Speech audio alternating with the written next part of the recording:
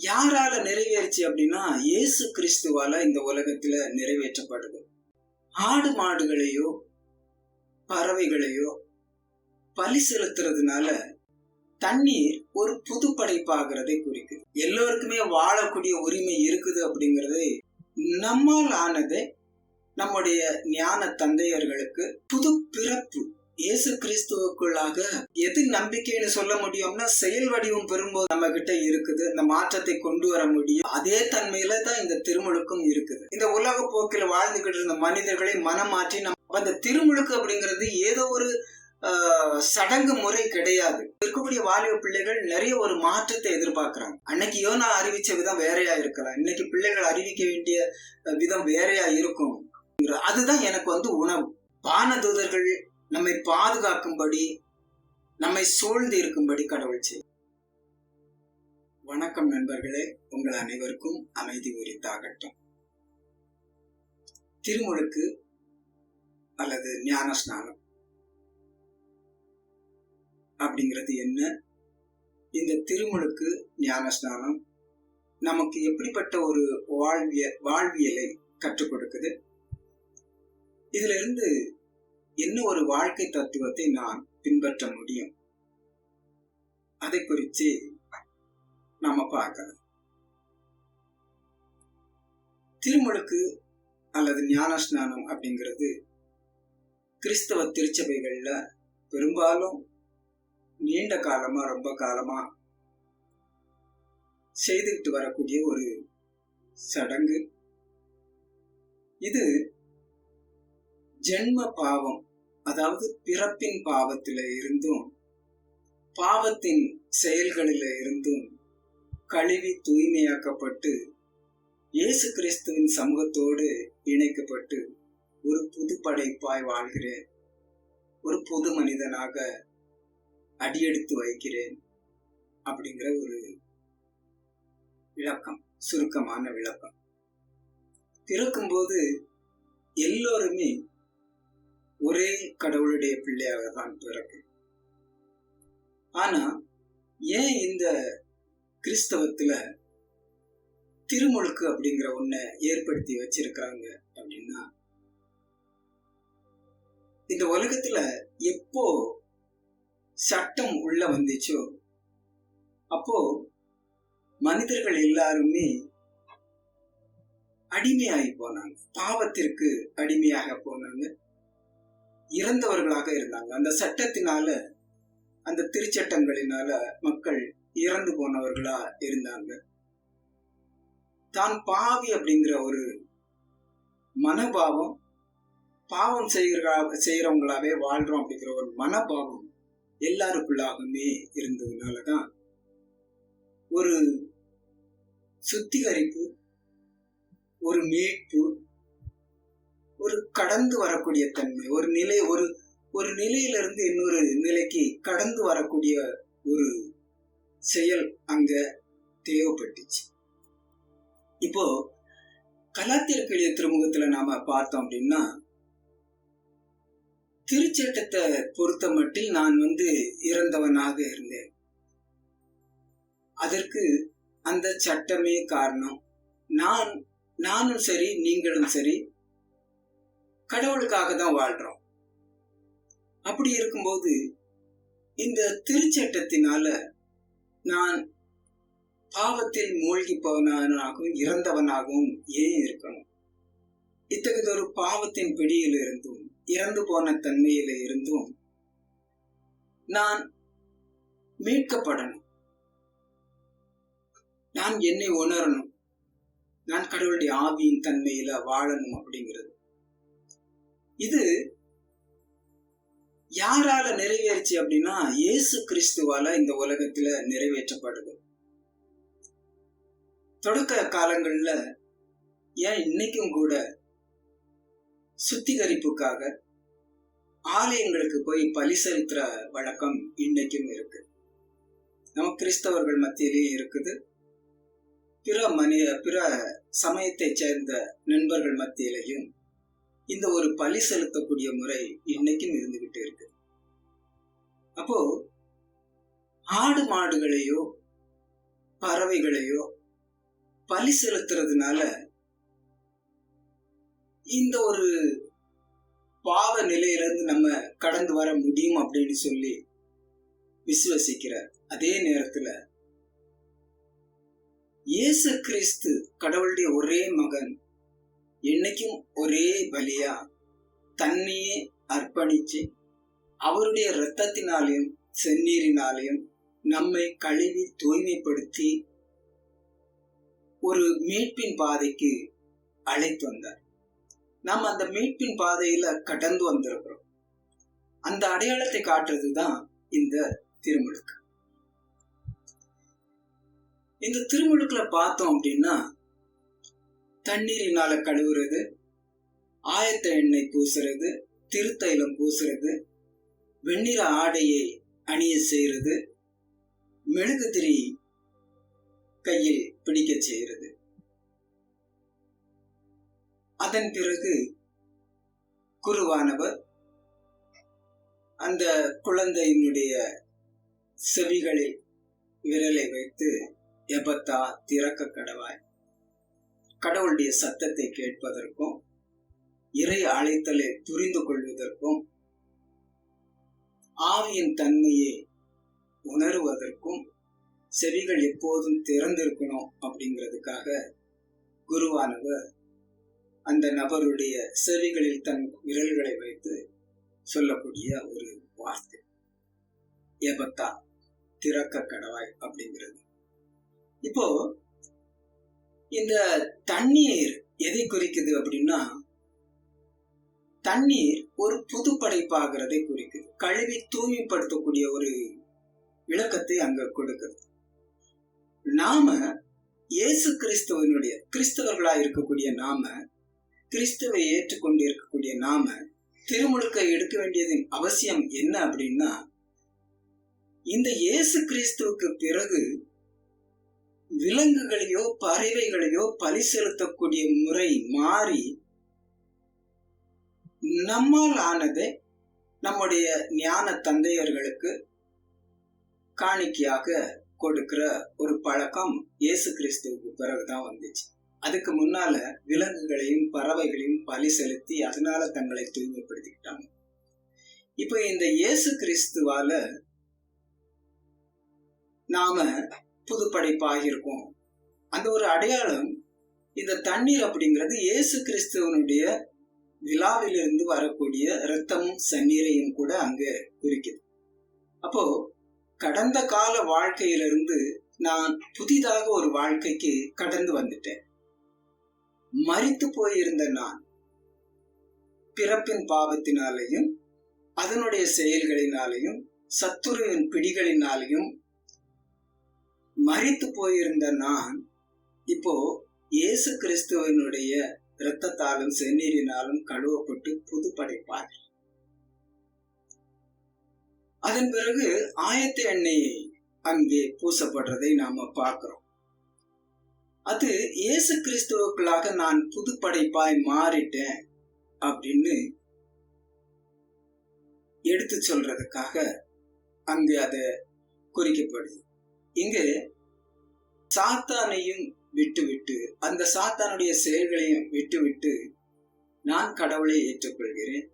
இயேசுவின் முன்மாதிரியே அவருடைய விளிம்பங்களை அவருடைய இறையாட்சி தொண்டுகளை நான் ஏற்றுக்கொள்கிறேன் அப்படிங்கிற ஒரு அடையாளமா அந்த ஆயத்த எண்ணெயானது பூசப்படுது.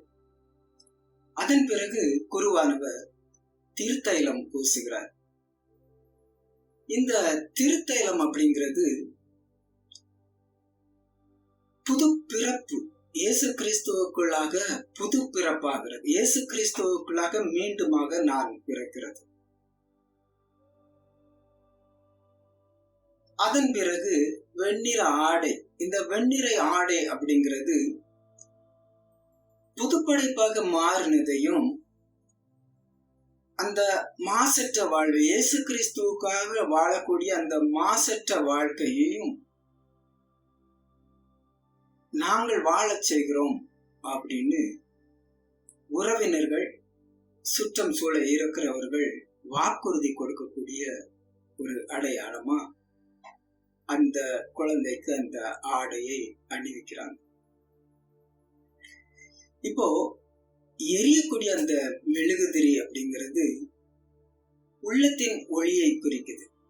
எப்படி இயேசு கிறிஸ்துவனுடைய உள்ளத்தில் விண்ணரசை குறித்த அந்த ஒளி அவருக்குள்ளாக சுடராய் எரிந்துகிட்டு இருந்துச்சோ, அதே போல இந்த திருமுழுக்கில் இந்த மெழுகுதிரியை, இந்த ஒளியை ஏந்தி கொள்றதின் வாயிலா சுத்தி இருக்கிற உறவினர்களுக்கும் திருமுழுக்கு எடுக்கிறவர்களுக்கும் அந்த ஒளியை நான் இப்போது பெற்றுக்கொண்டு இருக்கிறேன் அப்படிங்கிற ஒரு உறுதிப்பாட்டை கொடுக்கிறதுக்காக அந்த ஒளி அங்கு கொடுக்கப்படும்.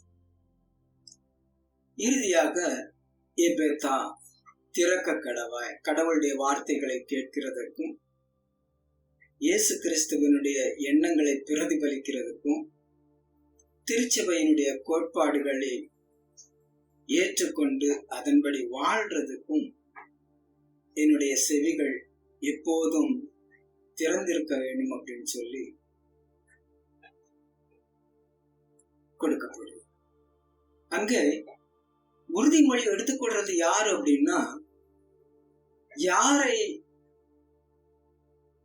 அர்ப்பணிக்கிறாங்களோ, யாரை திருமுழுக்கு அழைத்துட்டு வராங்களோ, சூழ்ந்து நிற்கிற உறவுகளும் நண்பர்களும் திருச்சபையின் உறுப்பினர்களும் அந்த ஒரு விசுவாச அறிக்கையை திருப்பலிபீடத்தின் முன்னிலையில அறிக்கையிடுறாங்க. சிந்திச்சு பாருங்க, இதை செய்ய வேண்டியது யாரு அப்படின்னா, இந்த குழந்தையை அர்ப்பணிக்கிறதின் வழியாக இதை நாங்கள் ஒரு முன்மாதிரியாக இருந்து செயல்படுத்துவோம், வழி நடத்துவோம். திருமுழுக்கு எடுக்கிறது குழந்தையா பெரியவர்களா அப்படிங்கிறது ரெண்டாவது விஷயம். ஆனா இந்த திருமுழுக்கு எடுப்பதற்காக கூட்டி கொண்டு வரக்கூடிய அந்த நபரின் சார்பாக நிக்கிறாங்களே, இந்த உறவுகளும் இந்த நண்பர்களும் திருச்சபை உறுப்பினர்களும் இந்த வாக்குறுதியை எடுத்துக்கிட்டாங்க. அந்த வாக்குறுதியின்படி இன்னைக்கு நாம திருச்சபையில பார்க்க முடியுதா அப்படிங்கிறது ஒரு கேள்விக்குறி. அந்த ஒரு முன்மாதிரிகை இருக்குதா அப்படிங்கிறது ஒரு கேள்விக்குறியா இருக்குது. சரி, இது எல்லாருமே வாழ்க்கையில் ஒரு பாடமா அதை நினைவில் வைத்து செயல்பட்டாலே ஓரளவுக்கு இந்த திருமுழுக்கு ஒரு முழுமையானதா அமையும். அது ஏன் முழுமையானதா இல்லாம இருக்குது அப்படின்னா, இது ஒரு கடமையா செய்துட்டு போயிடும், இது ஒரு சடங்கா செய்துட்டு போயிடும். இது ஒரு கடமையாகவும் சடங்காகவும் செய்துட்டு போகக்கூடிய காரியம் கிடையாது. ஒரு ஆன்மாவை குறித்து, ஒரு ஆன்மாவினுடைய மீட்பை குறித்து விண்ணுலகத்தில் பெரிய விழா கோலமே இருக்கும். திரண்டிருந்த வானதூதர்கள் எல்லாருமே கடவுளை ஆர்ப்பரிப்பார்கள் அப்படின்னு சொல்லி திருவழிபாட்டுல நம்ம பார்க்கிறோம். அப்படி இருக்கும்போது இப்படி ஒரு ஆன்மாவை கோட்டிட்டு வந்து இயேசு கிறிஸ்துவுக்குள்ளாக விண்ணரசிற்க இயேசு கிறிஸ்து வழியாக விண்ணரசின் பிள்ளையாக இந்த குழந்தை வளர நாங்க உறுதுணையா இருப்போம், நாங்க முன்மாதிரியா இருப்போம் அப்படின்னு வாக்குறுதி கொடுத்துக்கிறோம். அப்ப அந்த பெரியவங்க தான் முழு பொறுப்பா இருக்க வேண்டியது இருக்கு. அந்த திருச்சபையின் உறுப்பினர்கள் தான் அதுக்கு முழு பொறுப்பா இருக்க வேண்டி இருக்குது. இதுல அந்த குழந்தைகளுக்கு அந்த நாள் வரும்போது ஒவ்வொரு நாளும் அதை நினைவுபடுத்த வேண்டியது யாரு அப்படின்னா, பெற்றோர்களும் ஞான பெற்றோர்களும் திருச்சபையின் உறுப்பினர்களும் நண்பர்களும் தான். எப்பா நீ திருமுழுக்கு எடுத்திருக்க, இயேசு கிறிஸ்துவின் பேரால திருமுழுக்கு எடுத்திருக்கிற, உன்னுடைய வாயின் வார்த்தைகள் எப்படி இருக்கணும், உன்னுடைய செயல்கள் எப்படி இருக்கணும், உன்னுடைய நடத்தை எப்படி இருக்கணும், இதையெல்லாம் கத்து கொடுக்கறதா, வாக்கு கொடுக்கறது யாரு அப்படின்னா பெரியவங்க தான். சில நேரங்கள்ல பிள்ளைகள் அதுக்கு புறம்பா நடக்குது அப்படின்னா தவறு அந்த பிள்ளையினிடத்தில் மட்டும் இருக்கிறது இல்ல, அல்லது அந்த நபரிடத்துல மட்டும் இருக்கிறது இல்ல, சுத்தி சூழ இருக்கிறவங்களும் ஒரு காரணமா இருந்துட்டு இருக்கிறாங்க. அப்போ இயேசு கிறிஸ்து யோவான் யோர்தான் நதிக்கரைக்கு அப்பால திருமுழுக்கு கொடுத்துக்கிட்டு இருக்கிறாரு. அந்த திருமுழுக்கு கொடுத்துக்கிட்டு இருக்கிற அந்த நேரத்துல இயேசு கிறிஸ்துவும் திருமுழுக்கு பெற்றுக்கொள்ளும்படியா அவர் அங்கே போகிறார். அப்படி போகக்கூடிய அந்த நேரத்துல யோவான் இயேசு கிறிஸ்துவை தடுத்து நிறுத்துறதுக்கு முயற்சி செய்கிறார். என்ன தடுத்து நிறுத்துறாருன்னா, நான் தான் உம்மிடத்தில் திருமுழுக்கு பெற வேண்டியவன், நீரா என்னிடத்தில் வருகிறீர் அப்படின்னு சொல்லி தடுத்து நிறுத்த பார்க்கிறார். மத்தேயு நற்செய்தி 3வது அதிகாரம் 13-17 வரை நம்ம பார்க்க முடியும். அப்படி அவர் தடுத்து நிறுத்த பார்க்கும்போது இயேசு அவரை பார்த்து சொல்லுகிறார், இப்போதைக்கு இது விட்டுவிடும், கடவுளுக்கு ஏற்புடைய அனைத்தையும் நாம் நிறைவேற்றுவது முறையே. கடவுளுக்கு ஏற்புடையது எது? கடவுளுக்கு ஏற்புடையது ஒரு முன்மாதிரிகை, ஒரு எடுத்துக்காட்டான வாழ்க்கை, ஒரு செயல் மூலமா மக்களுக்கு புனிதத்தன்மையை, இறையாட்சியை விளக்கி கொடுக்கிறது. இந்த இடத்துல பார்த்தோம் அப்படின்னா இயேசு கிறிஸ்துவும் யோவானும் ஒரு நண்பர்களை போல பேசிக்கிறாங்க.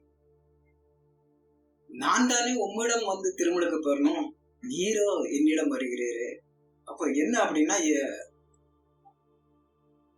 யோவானும் இயேசுவும் ஏதோ நீண்ட கால ஒரு நண்பர்களை போல அந்த இடத்துல பேசிக்கிறாங்க. நம்ம பேசுறோம் இல்லையா, நீதானப்பா பெரிய ஆளு, நீதான் வாங்கிட்டதான் நான் ஆசீர்வாதம் வாங்கணும், நீ என்னடா என்கிட்ட ஆசீர்வாதம் கேட்கிறேன்னு சில நேரங்களை நம்ம சொல்றது உண்டு.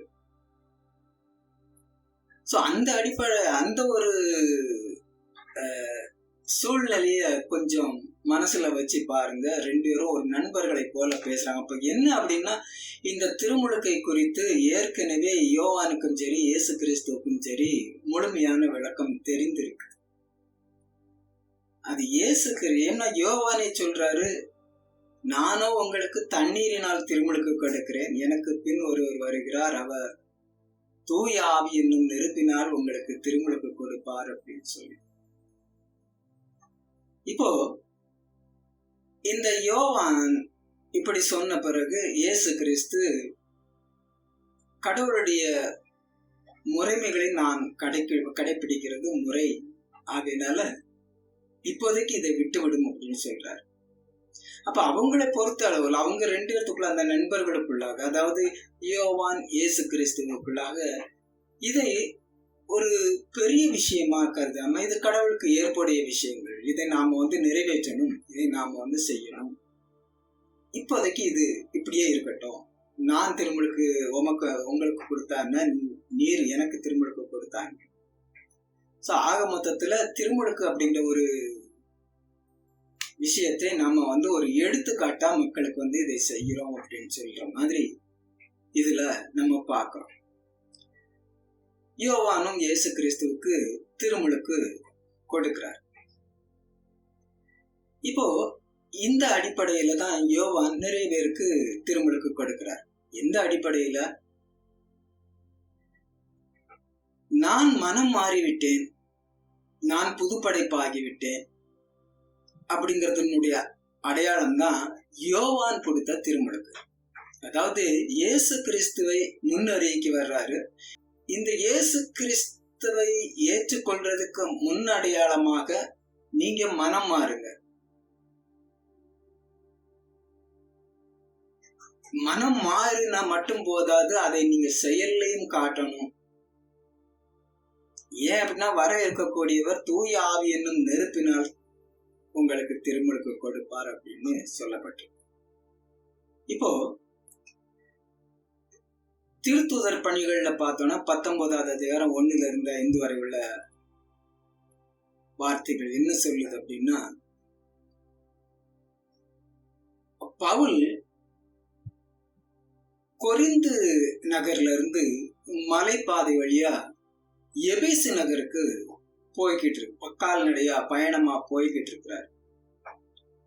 அந்த நேரத்துல சில சீடர்கள் அவங்களுடைய நடவடிக்கைகளை பார்க்கிறாரு. சீடர்கள் இயேசு கிறிஸ்துவை ஏற்றுக்கொண்ட சீடர்களா தெரிகிறார். அப்ப அந்த சீடர்களை பார்த்து பவுல் கேட்கிறாரு, நீங்க எந்த திருமுழுக்கு எடுத்துக்கிட்டீங்க? நீங்க திருமுழுக்கு எடுக்கும்போது நம்பிக்கை கொண்டீங்களா? தூய ஆவியின் மேல நம்பிக்கை கொண்டீங்களா? தூய ஆவியினால ஆட்கொள்ளப்பட்டீங்களா அப்படின்னு சொல்லி பவுல் கேட்கிறார். பவுலுக்கு எந்த அளவுக்கு முதல்ல இருந்ததுக்கு நேர் மாறான ஒரு மாற்றம், அவருக்கு நேர் மாறான ஒரு ஆர்வம். இப்போ திருமுழுக்கை குறித்து பேசுகிறாரு. அப்படி பேசும்போது அவங்க தூய ஆவி அப்படின்னு ஒண்ணு இருக்கிறதாகவே எங்களுக்கு தெரியாதே அப்படின்னு சொல்லும்போது இந்த பவுல் கேட்கிறாரு, நீங்க எந்த திருமுழுக்கு எடுத்தீங்க அப்படின்னு.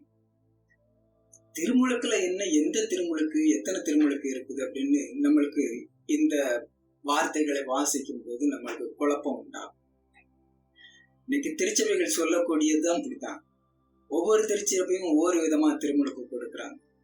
அப்ப எது உண்மையான திருமுழுக்கு அப்படிங்கிற ஒரு குழப்பம் நம்மளுக்குலாம் வந்துடும். இங்க பவுலும் அப்படித்தான் சொல்றாரு, நீங்க எந்த திருமுழுக்கு எடுத்துக்கிட்டீங்க அப்படின்னு சொல்லி கேட்கிறாரு. அப்போ அவங்க தூய ஆவி அப்படின்னு சொல்லும் போது தூய ஆவின்னு ஒண்ணு இருக்கிறதாகவே எங்களுக்கு தெரியாதே அப்படின்னு சொல்றாரு.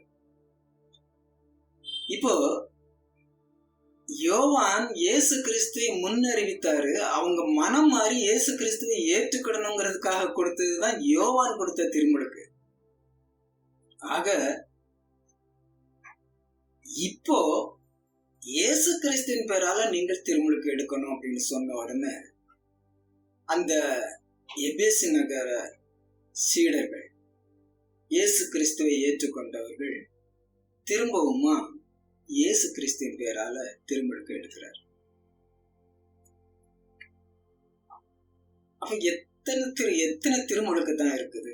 திருமுழுக்கு அப்படிங்கிறது ஒரு கடந்து செல்லுதல், ஒரு வாழ்க்கையிலிருந்து புதுப்பிக்கப்பட்ட ஒரு வாழ்க்கைக்கு, புதுப்படைப்பாக்கப்பட்ட ஒரு வாழ்க்கைக்கு நம்ம மனமாற ஏற்றுக்கொண்டு வரக்கூடிய ஒரு நிகழ்வு தான் திருமுழுக்கு. அப்போ யோவானிடத்திலே எடுத்த திருமுழுக்கு பவுல் இந்த இடத்துல செல்லாது அப்படிங்கிற மாதிரி காட்டுறாரு. ஏன் அவர் அப்படி சொல்றார்? அப்ப யோவான் திருமுழுக்கு கொடுத்தது சரியில்லையா, முறை இல்லையா? இந்த ஒரு கேள்வி நமக்கு வரணும். வந்தா தான் சில விஷயங்கள் நமக்கு புரியும். அப்ப யோவான் கொடுத்த திருமுழுக்கு செல்லாது அப்படின்னா இப்ப திரும்ப இயேசு கிறிஸ்துவின் பேரால திருமுழுக்கு கொடுக்க வேண்டியது அவசியமா இருக்கு. ஏன் அப்படின்னா பைபிள்ல சொல்லப்பட்டிருக்கு, இயேசு கிறிஸ்து மகிமை அடையும் போது எல்லாமே மாற்றம் அடையும். இந்த உலகமே அந்த மாட்சியிலால நிரப்பப்படுது. இயேசு கிறிஸ்து சிலுவையில தொங்கும் போது ஆலயத்தில் உள்ள திரைச்சீலை மேலிருந்து கீழா ரெண்டாக கிழிந்ததாக நம்ம பார்க்கிறோம். ஒரு யுகமே மாறி போகும். முந்தைய நிலையில இருந்த எல்லா நிலைகளுமே மாறி இப்ப படைப்பே ஒரு புது படைப்பாய் மாறி போகுது. இது அங்க கூடியிருந்த அந்த கல்வாரி மலையில நின்று பார்த்துக்கிட்டு இருந்த எல்லா அதிகாரிகளுக்கும் சூழ்ந்திருந்த மக்களுக்குமே அந்த காட்சி தெரிந்தது. அப்போ ஒரு யுகமே மாறி போயிடுச்சு. அதன் பிறகு எல்லாமே தலைகீழ புரட்டி போட்டது மாதிரி எல்லாமே மாறி, நிறைய விஷயங்கள் மாறிடுச்சு. அது சொல்லணும்னா பெரிய லிஸ்ட் போடணும். அப்படி மாறுபட்ட பிறகு இந்த பவுல் சொல்றாரு, இனி நீங்க இயேசு கிறிஸ்துவின் பேரால திருமுழுக்கு எடுக்கணும் அப்படின்னு சொல்லி. அப்போ திருமுழுக்கு அப்படிங்கிறது ஒரு கடத்தல். ஒரு நிலையில இருந்து இன்னொரு நிலைக்கு கடந்து வரக்கூடியதுதான் இந்த அடையாளம். திருமுழுக்கு அதுக்கான ஒரு அடையாளம். இப்ப பவுல் என்ன சொல்றாருன்னா, நீங்க தூய ஆவியை பெற்றுக்கொள்ள வேண்டும் அப்படின்னா இயேசு கிறிஸ்துவின் பேரால திருமுழுக்கு எடுக்கணும் அப்ப இயேசு கிறிஸ்துவனுடைய வாழ்க்கையை பற்றி அவங்களுக்கு முழுமையா சொன்ன உடனே அவங்க சொல்றாங்க, எங்களுக்கு இப்பவே இயேசு கிறிஸ்துவின் பேரால திருமுழுக்கு தாருங்க அப்படின்னு சொல்லி, இயேசு கிறிஸ்துவை நாங்க உளமாற ஏற்றுக்கொள்றோம், மனதார ஏற்றுக்கொள்றோம், எங்களுக்கு திருமுழுக்கு தாருங்க அப்படின்னு சொல்லி கேட்கும்போது அவர் திருமுழுக்கு கொடுக்கிறார். இப்போ திருத்துதர் பணிகள்ல 8வது அதிகாரம் 25 இருந்து 38 வரை உள்ள வார்த்தையை நம்ம பார்த்தோம் அப்படின்னா, எத்தியோப்பியாவை சேர்ந்த நிதி அமைச்சர் ஒருவர், அவர் கையில விவிலியத்தை வைத்து வாசிச்சுக்கிட்டே போறார். மோசேயினுடைய சட்ட நூல்களை படிச்சுட்டு போறாரு. அப்போ பிலிப்பு தூய ஆவியினால தூண்டப்பட்டு அதே தூய ஆவியினால எடுத்து செல்லப்படும். இந்த எத்தியோப்பிய ஆளுநர் ஏதோ ஒரு வழியில போய்கிட்டு இருக்கிறாரு. அவர் போய்கிட்டு இருக்கிற அந்த வழியில கொண்டு போய் ஆவியானவர் இறக்கி விட்டு அவனோட பேசும்படி செய்யறார். அந்த எத்தியோப்பிய நிதி அமைச்சரும் அவரோட பேசி உறவாடுறாரு. இதை எனக்கு விளக்கி சொல்ல யாரும் இல்லையே அப்படின்னு சொல்லும்போது அவர் அதை விளக்கி சொல்றார். மோசேயினுடைய திருச்சட்டங்களையும் இறைவாக்கினர் நூல்களையும் இயேசு கிறிஸ்துவை பற்றி சொல்லப்பட்டிருக்கிறதையும், இயேசு கிறிஸ்து இந்த உலகத்திற்கு வந்த பிறகு தூய ஆவியின் நெருப்பினால் எல்லாருக்கும் திருமுழுக்கு கொடுக்கிறார் அப்படிங்கறதை பற்றி சொல்லும் உடனே அவர் அறிவித்த அந்த செய்தியை கேட்டு மனம் மாறுறார். அப்ப இது எனக்கு தேவையா இருக்குது. போகிற வழியில ஒரு இடத்துல தண்ணியை பாக்குறாங்க. அப்ப தேர் ஓட்டிக்கிட்ட தேரை நிறுத்து அப்படின்னு நிறுத்த சொல்லிட்டு பிலிப்பு கிட்ட சொல்றாரு, இதோ தண்ணீரும் இருக்கு, இறையாவினால் தூண்டப்பட்ட நீரும் இருக்கிறீரே, நான் திருமுழுக்கு இயேசு கிறிஸ்துவின் பேரால திருமுழுக்கு எடுத்துக்கிட எனக்கு தடை ஏதாவது இருக்குதா அப்படின்னு கேட்கிறார். 2 பேரும் அந்த வினாடியே அந்த தண்ணீரில் இறங்கி எத்தியோப்பிய நிதி அமைச்சருக்கு திருமுழுக்கு கொடுக்கிறதை நாம பார்ப்போம். அப்போ இங்க ஒரு கடத்தல், ஒரு புது மனிதனாய் கடந்து அவர் வழியில போறாரு. பிலிப்பு ஆவியானவர் வேற ஒரு இடத்துக்கு கூட்டிட்டு போயிடுறாரு. அப்போ ஒரு கடமை நிறைவேறின பிறகு 2 பேரும் கடந்து போகக்கூடிய பாதை வேற வேறையா இருக்கு. இங்க எதை குறிக்குது அப்படின்னா, இயேசு கிறிஸ்துவனுடைய சீடர்கள் இயேசு கிறிஸ்து இந்த உலகத்துல பணி செய்துகிட்டு இருந்த நாள் வரைக்கும் இயேசு கிறிஸ்துவோடையே கூடவே சுத்திக்கிட்டு இருந்தாங்க. இயேசு கிறிஸ்துவோடையே கூடவே சுத்திக்கிட்டு இருந்தாங்க. திருத்துதர் பணிகள்ல பாக்குறோம், எப்போ இவங்க தூய ஆவினால ஆட்கொள்ளப்பட்டாங்களோ ஒவ்வொருவரும் அந்நிய பாஷையில பேசுறாங்க. பெந்தேகோஸ்தே திருவிழா நேரத்துல தூய ஆவி அப்படிங்கிற அந்த நெருப்பால ஆட்கொள்ளப்பட்டு ஒவ்வொருவரும் அந்நிய பாஷையில பேசலாம். அந்த சூழ்நிலைக்கு அப்புறம், அந்த காலகட்டத்துக்கு அப்புறம் ஒவ்வொருவரும் ஒவ்வொரு இடங்களுக்கு பிரிந்து சென்று விண்ணரசு பணியை, நற்செய்தியை அறிவிக்கக்கூடியவங்களா போறாங்க. அது வரையிலையும் ஒன்னா இருந்துகிட்டு இருக்கவங்க, தனியா போறதுக்கு ஒரு தைரியம் இல்லாம இருந்தவங்க, அவங்களுக்குள்ளாக அத்தகைய ஒரு ஞானம் இல்லாம இருந்தவங்க அந்த பெந்தேகோஸ்தே திருவிழாவுக்கு அப்புறம், அந்த தூய ஆவினால் ஆட்கொள்ளப்பட்டதுக்கு அப்புறம் புதிய பாதை, ஆளுக்கு ஒரு பாதையை தேர்ந்தெடுத்து இந்த நற்செய்தி பணியை செய்யறதுக்காக உலகம் முழுவதும் போறாங்க. அதுல ஒருவர் தான் தோமா, நம்ம இந்தியாவுக்கு வந்து பணி செய்தவர். இப்போ இது ஒரு கடத்தலா இருக்குது. சீடர்களுக்கு இந்த ஒரு கடத்தல் தேவைப்பட்டது. தூய ஆவி அப்படிங்கிற நெருப்பால் ஆட்கொள்ளப்பட்டு அவங்க திருமுழுக்கு பெற்றாங்க. 1 கொரிந்தியர் 10வது அதிகாரம் 1ல இருந்து 6 வரை உள்ள வார்த்தையை நம்ம வாசிச்சோம் அப்படின்னா, கொரிந்து நகர மக்களுக்கு பல குழப்பங்கள். ஏன் அப்படின்னா, அவங்களுக்குள்ளாக நிறைய கேள்விகள், போட்டி, பொறாமை எல்லாமே அவங்களுக்குள்ளாக இருந்துச்சு. அது நம்ம பைபிள் வாசிக்கும் போதே நிறைய இடங்கள்ல என்ன கொரிந்தியர் 1-2 பிரிவா அந்த புஸ்தகம் எழுதப்பட்டிருக்கு. இப்போ அவங்களுக்கு ஒரு விளக்கத்தை சொல்றாரு. என்ன விளக்கத்தை சொல்றாரு அப்படின்னா, மோயிசன் இந்த இஸ்ரேல் மக்களை மீட்டு போனார் இல்லையா, அது ஒரு கடத்தல்.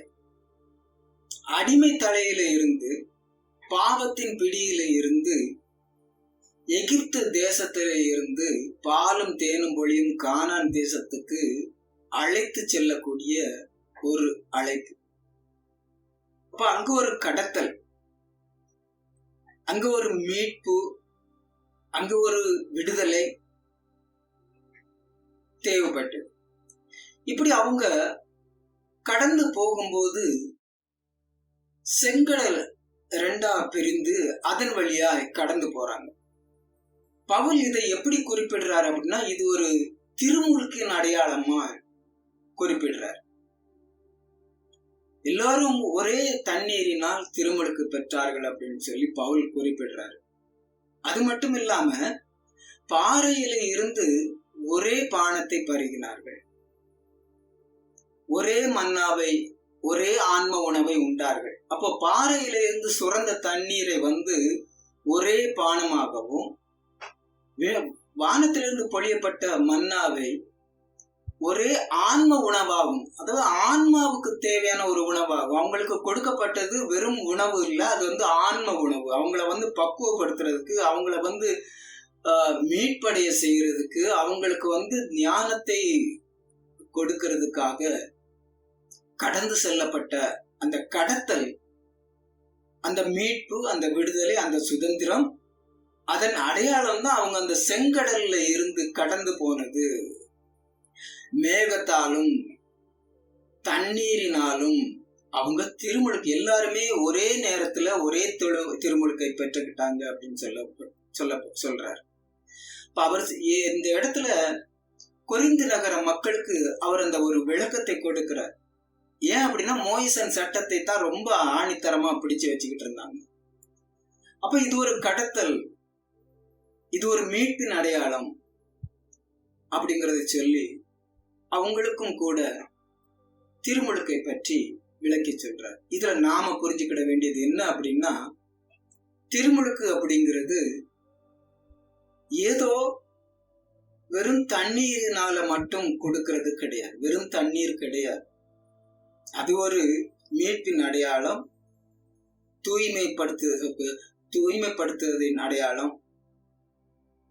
வாக்குறுதிகளை கொடுத்து, நான் எண்ணெயிலிருந்து ஒரு புது படைப்பா இருக்கிறேன், கடவுளை ஏற்றுக்கொள்ளுகிறேன், இயேசு கிறிஸ்து வழியாக அந்த கடவுளை நான் மகிமைப்படுத்துகிறேன், இனி என்னுடைய வாழ்க்கையில் பாவம் சார்ந்த எந்த செயல்களும் என்னிடத்துல இருக்காது, நான் புதுப்படைப்பாக இருக்கிறேன் அப்படிங்கிற அடையாளம். அப்போ இந்த அடையாளம் மோயிசனால இஸ்ரேல் மக்களுக்கு கொடுக்கப்பட்டதா குறிப்பிடுறார் பவுல். தொடக்க நூல்ல பார்த்தோம் அப்படின்னா, ஊர் அப்படிங்கிற கல்தேயர் நாட்டில இருந்து ஆபிரகாமை அழைத்த கடவுள் முதலாவதா ஒரு உடன்படிக்கையை செய்றார். இதுக்கு முன்னால் நம்ம பார்த்தது கடவுளோடு உள்ள ஒரு உடன்படிக்கையின் அடையாளமா தான் அதையும் அங்கே குறிப்பிடுறாரு. இப்போ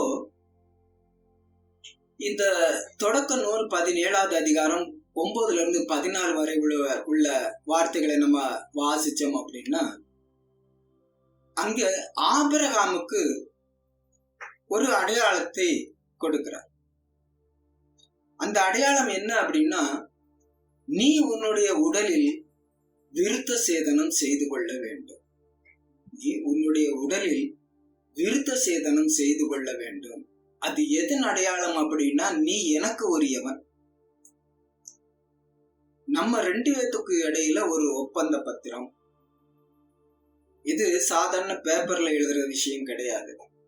நீங்க என்னுடைய மக்கள், காலகாலத்துக்கு என்னுடைய மக்கள் நான் தேர்ந்து கொண்டேன் அப்படிங்கிறதுடைய அடையாளம் இந்த விருத்த சேதனம். ஆகையினால பிறக்கக்கூடிய எல்லா பிள்ளைகளுக்கும் என்ன செய்யணும் அப்படின்னா, இந்த உடலில் விருத்த சேதனம் செய்யணும். இது பழைய ஏற்பாட்டில் உள்ளது.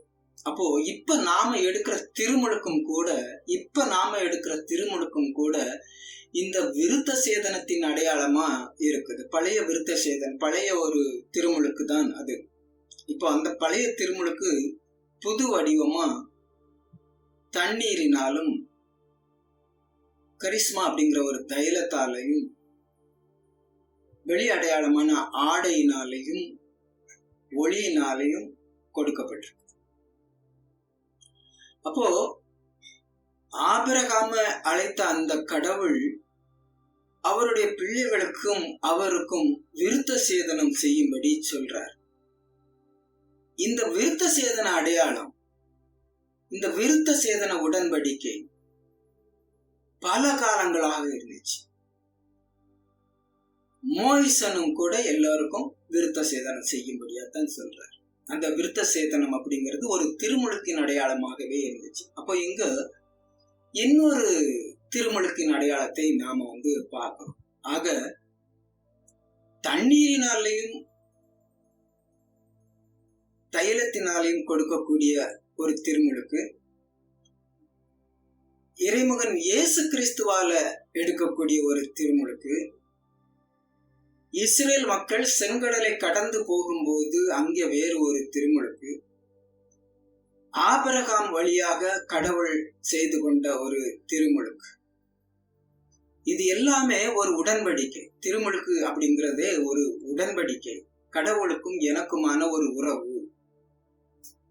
பாவத்தை விட்டு அடிமைத்தனத்தை விட்டு புதுப்படைப்பாக நான் மாறி இருக்கிறேன், நான் தூய்மையாக்கப்பட்டு இருக்கிறேன், நான் அரச குருத்துவ திருக்கூட்டமாக இருக்கிறேன் அப்படிங்கிறதனுடைய ஒரு அடையாளம் தான் இந்த திருமுழுக்கு, விருத்த சேதனம், செங்கடலை கடந்து சென்றது. பவுல் என்ன சொல்றாரு அப்படின்னா, கலாத்தியர் கடித திருமுகத்துல 5வது அதிகாரம் 2-5 வரை உள்ள விவிலியத்தை வாசிச்சீங்க அப்படின்னா, அந்த கலாத்திய மக்கள் மத்தியில பல குழப்பங்கள், எதை ஏற்றுக்கொள்றது எதை ஏற்றுக்கொள்ளக்கூடாது, இதை நான் ஏற்றுக்கொள்ள மாட்டேன், ஒரு பிடிவாதமா இருந்துகிட்டு இருக்கிற ஒரு, இன்னைக்கும் நிறைய மக்கள் மத்தியில இந்த ஒரு பிடிவாதம் இருக்குது இல்லையா? சோ அப்பவும் அந்த கலாத்திய மக்கள் மத்தியில விருத்த சேதனம் தான் முக்கியம் அப்படிங்கிற மாதிரி சொல்லிக்கிட்டு இருக்காங்க. ஆனா கலாத்திய மக்கள்ல நிறைய பேரு நாங்க இயேசுவை ஏற்றுக்கொள்ள தயாராக இருக்கிறோம், ஆனா விருத்த சேதனம் எதுக்கு? இந்த ஒரு சர்ச்சை வரும்போது பவுல் சொல்லக்கூடிய ஒரு விளக்கம் என்ன அப்படின்னா, விருத்த சேதனம் செய்து கொண்டாலும் செய்து கொள்ளாவிட்டாலும் அவர்களுக்கு எந்த பயனும் இல்லை. அன்பின் வழியாய் செயலாற்றும் நம்பிக்கை ஒன்றே இன்றியமையாதது அப்படின்னு சொல்றார். எப்படி? இஸ்ரேல் மக்களுக்கு மோயிசன் நிறைவேற்றி கொடுத்த அந்த உடன்படிக்கை விருத்த சேதனம், இந்த விருத்த சேதனம் அடையாளம் நீங்க எடுத்துக்கிட்டாலும் சரி எடுத்துக்கிடலனாலும் சரி, விருத்த சேதனம் செய்தாலும் சரி விருத்த சேதனம் செய்யாட்டாலும் சரி, அது கணக்குல வரப்போறது கிடையாது. அதனால ஒரு பிரயோஜனமும் இல்லை. ஏன் அப்படின்னா, அன்பின் வழியாய் நம்பிக்கை ஒன்றே இன்றியமையாதது. அன்பினால் வரக்கூடிய நம்பிக்கை, இதுதான் கடவுளோடு இணைந்து இருக்க செய்யும். கடவுளுடைய பாதையை, கடவுளுடைய வழிகளை நான் அறிந்து கொள்ள உதவி செய்யும். விருத்த சேதனம் ஒரு நாளும் இதுக்கு உதவி செய்ய போறது கிடையாது. ஆகையினால பவுல் இந்த இடத்துல கலாத்திய மக்களுக்கு விருத்த சேதனம் ஒன்றும் இல்லை. இவ்வளவு காலமா ஆபிரகாம்ல இருந்து இயேசு கிறிஸ்து வரையிலையும் அதன் பிறகும் கூட இந்த விருத்த சேதனம் அப்படிங்கிறது இருந்துகிட்டு இருந்தது, நடைமுறையில இருந்துகிட்டு இருந்த ஒண்ணு. நிறைய பேருக்கு நிறைய குழப்பம். இயேசு கிறிஸ்துவுக்கு அப்புறம் இந்த விருத்த சேதனம் செய்யணுமா வேண்டாமாங்கிறதுல ஒரு பெரிய போராட்டமே நடந்திருந்தது. ஆகையினாலதான் அந்த கலாத்திய மக்கள் மத்தியில தான் இது அதிகமா இருந்ததுனால கலாத்திய நகர் மக்களுக்கு பவுல் இதை வெளிப்படையா சொல்றார். நீங்க விருத்த சேதனம் செய்தாலும் செய்து கொள்ளனாலும் ஒண்ணு இல்லை, ஆனா அன்பின் வழியா கடவுளுக்கு ஏற்புடைய செயல்களை செய்யறதுதான் இன்றியமையாதது, அதுதான் முக்கியம். ஆகையினால அன்பின் வழியா தான் ஒருவர் நம்பிக்கை அடைய முடியும். இயேசு கிறிஸ்து இந்த மண்ணுலகத்திற்கு அதைத்தான் போதிக்க வந்தார். அந்த இயேசு கிறிஸ்துவின் பேரால திருமுழுக்கு எடுக்கிறோம். நம்பிக்கைக்குரியவர்களா அன்பின் வழியில் நடக்கிறவர்களா நம்ம மாறுறோம். இது கலாத்திய மக்களுக்கு பவுல் சொன்ன ஒரு வார்த்தை. அப்ப இன்னைக்கு உண்மையிலே நம்ம திருமுழுக்கு எடுத்திருக்கோம் அப்படின்னா அந்த அன்பின் வழியாய் நம்பிக்கைக்குரிய செயல்களை செய்து கடவுளுக்கு ஏற்புடையவர்கள் ஆக்குறோம், அப்படிப்பட்டவர்களா நம்ம வாழுவோம் அப்படிங்கிற ஒரு உறுதியை சொல்லுறதுதான் இந்த திருமுழுக்கு. அப்போ அப்படிப்பட்ட ஒரு உறுதி இல்லை, அப்படிப்பட்ட ஒரு வாழ்வு என்னிடத்துல இல்லை அப்படின்னா ஒரு பயனும் இல்லை. அதைத்தான் இங்க கலாத்திய மக்கள் மத்தியில குறிப்பிடுறாரு. ஏன்னா அடுத்தால இவர் திருமுழுக்கு கொடுக்க வேண்டியது இருக்கு. என்ன இயேசு கிறிஸ்து அந்த வாக்குறுதியை வாங்கிட்டு போயிருக்கிறாரு, தந்தை மகன் தூய ஆவியின் பெயரால் திருமுழுக்கு கொடுங்கள் அப்படின்னு. இப்ப இந்த கலாத்திய நகர மக்களுக்கு முதல்ல இந்த விளக்கத்தை சொல்லி கொடுக்கணும். இதுக்குண்டான விளக்கத்தை சொல்லி கொடுத்த பிறகுதானே இயேசு கிறிஸ்துவனுடைய தண்ணீரினாலும் ஆவியினாலும் திருமுழுக்கு கொடுக்கறத பற்றி அவங்களுக்கு விளக்க முடியும். அப்போ விருத்த சேதனம் பயனில்லாத ஒன்று அப்படின்னு நம்ம சொல்லும் போது சரீரத்துல ஏற்படுத்திக்கிட்ட இந்த உடன்படிக்கையே பவுல் அது ஒன்றும் இல்லை அப்படின்னு சொல்லும் போது பவுல விடுங்க இயேசு கிறிஸ்துவ அதை ஒன்றும் இல்லாம ஆக்கிட்டார். எது? ஆபிரகாம் விசுவாசத்தின் தந்தை. அந்த ஆபிரகாமுக்கு கொடுக்கப்பட்ட உடன்படிக்கையின் அடையாளம் தான் இந்த விருத்த சேதனம். அப்போ சரீரத்துல ஏற்படுத்திக்கிட்ட அந்த விருத்த சேதனமே ஒன்றும் இல்லை அப்படின்னு சொல்லும் போது திருமுழுக்கு எடுத்து வாக்குறுதி கொடுத்து அதுக்கு ஏற்ப நான் வாழல அப்படின்னு சொன்னா இந்த திருமுழுக்குனாலே நம்மளுக்கு ஒரு பிரயோஜனமும் இல்லாம போயிடும். உண்மையிலேயே உறவுகள், எந்த உறவுகள் நம்ம ஆலயத்துக்கு அழைச்சிட்டு போய் திருமுழுக்கு கொடுத்தாங்களோ வாக்குறுதி கொடுத்தாங்களோ அவங்களும் இந்த இடத்துல அடிக்கடி நாம நினைவு கூற வேண்டியது என்ன அப்படின்னா, எந்த நபருக்கு நாங்களெல்லாம் சூழ்ந்து நின்று அவங்க திருமுழுக்கு கொடுத்தோமோ அந்த நபருக்கு ஒரு முன்மாதிரியா இருந்து அன்பின் வழியாக நம்பிக்கைக்கு ஏற்புடையவர்களாக இருந்து விண்ணரசின் பிள்ளைகளாக்குவதில் நாங்களும் பங்கு எடுத்துக் கொள்வோம் அப்படின்னு சொல்லி வாக்குறுதி கொடுக்கிறோம். அந்த வாக்குறுதியை நிறைவேற்றவங்களா இருக்கிறோம். அப்படி இல்லை அப்படின்னா அந்த திருமுழுக்குனால ஒரு பயனும் இருக்கு. இப்போ இயேசு கிறிஸ்து சொல்றாரு, லூகாஸ் நற்செய்தி 12வது அதிகாரம் 49வது வசனம். இப்போ யோவான் திருமுழுக்கு கொடுக்க வரும்போது யோவான் இடத்துல இந்த இயேசு கிறிஸ்து என்ன சொன்னார் அப்படின்னா, இப்போதைக்கு இதை விட்டுவிடும், கடவுளுக்கு ஏற்புடையவை அனைத்தையும் நான் செய்வது முறையே அப்படின்னு சொல்லி யோவான் கிட்ட சொன்ன அந்த இயேசு கிறிஸ்து இப்போ இன்னொரு வார்த்தையும் சொல்றார். அது என்ன அப்படின்னா,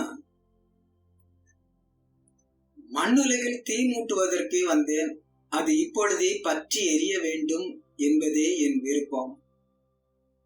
ஆயினும் நான் பெற வேண்டிய ஒரு திருமுழுக்கு உண்டு, அது நிறைவேறும் அளவும் நான் மிகவும் மன நெருக்கடிக்கு உள்ளாகி இருக்கிறேன் அப்படின்னு சொல்றார்.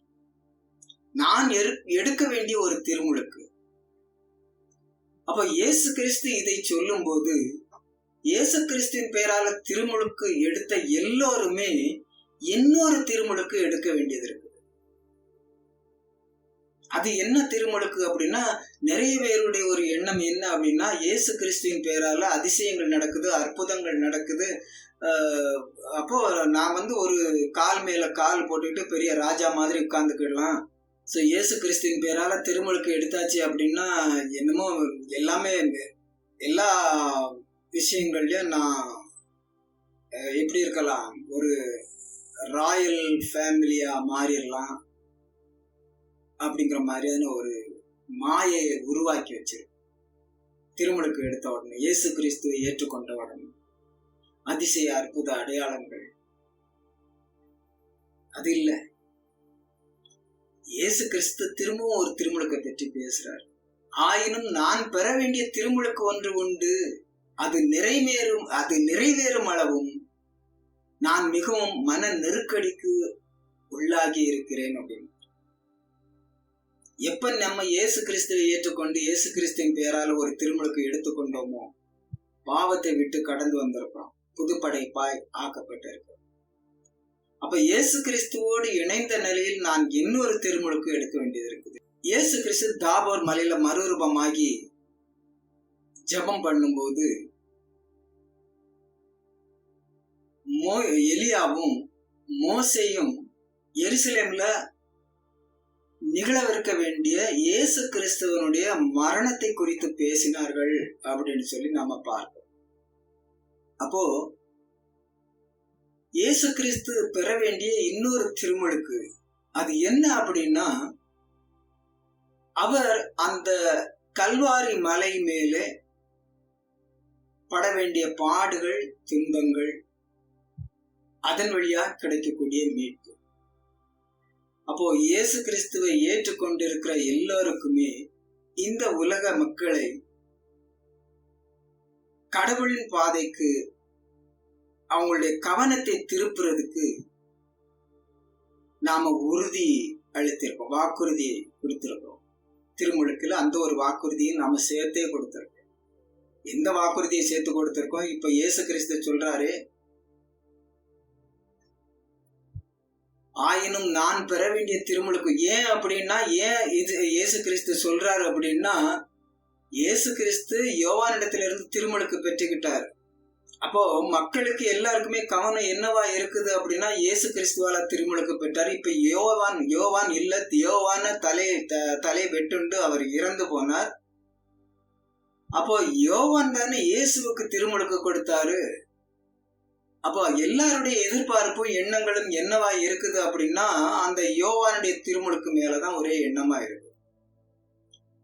இந்த லூகாஸ் நற்செய்தி அது அந்த மக்களுக்கு புரிய வைக்கிறதுக்காக இந்த ஒரு வார்த்தையை அங்க கொண்டு வந்து சேர்த்திருக்கிறாரு. ஆயினும் நான் பெற வேண்டிய திருமுழுக்கு, ஏற்கனவே நான் ஒரு திருமுழுக்கு எடுத்தேன், யோவானால திருமுழுக்கு பெற்றுக்கொண்டேன்.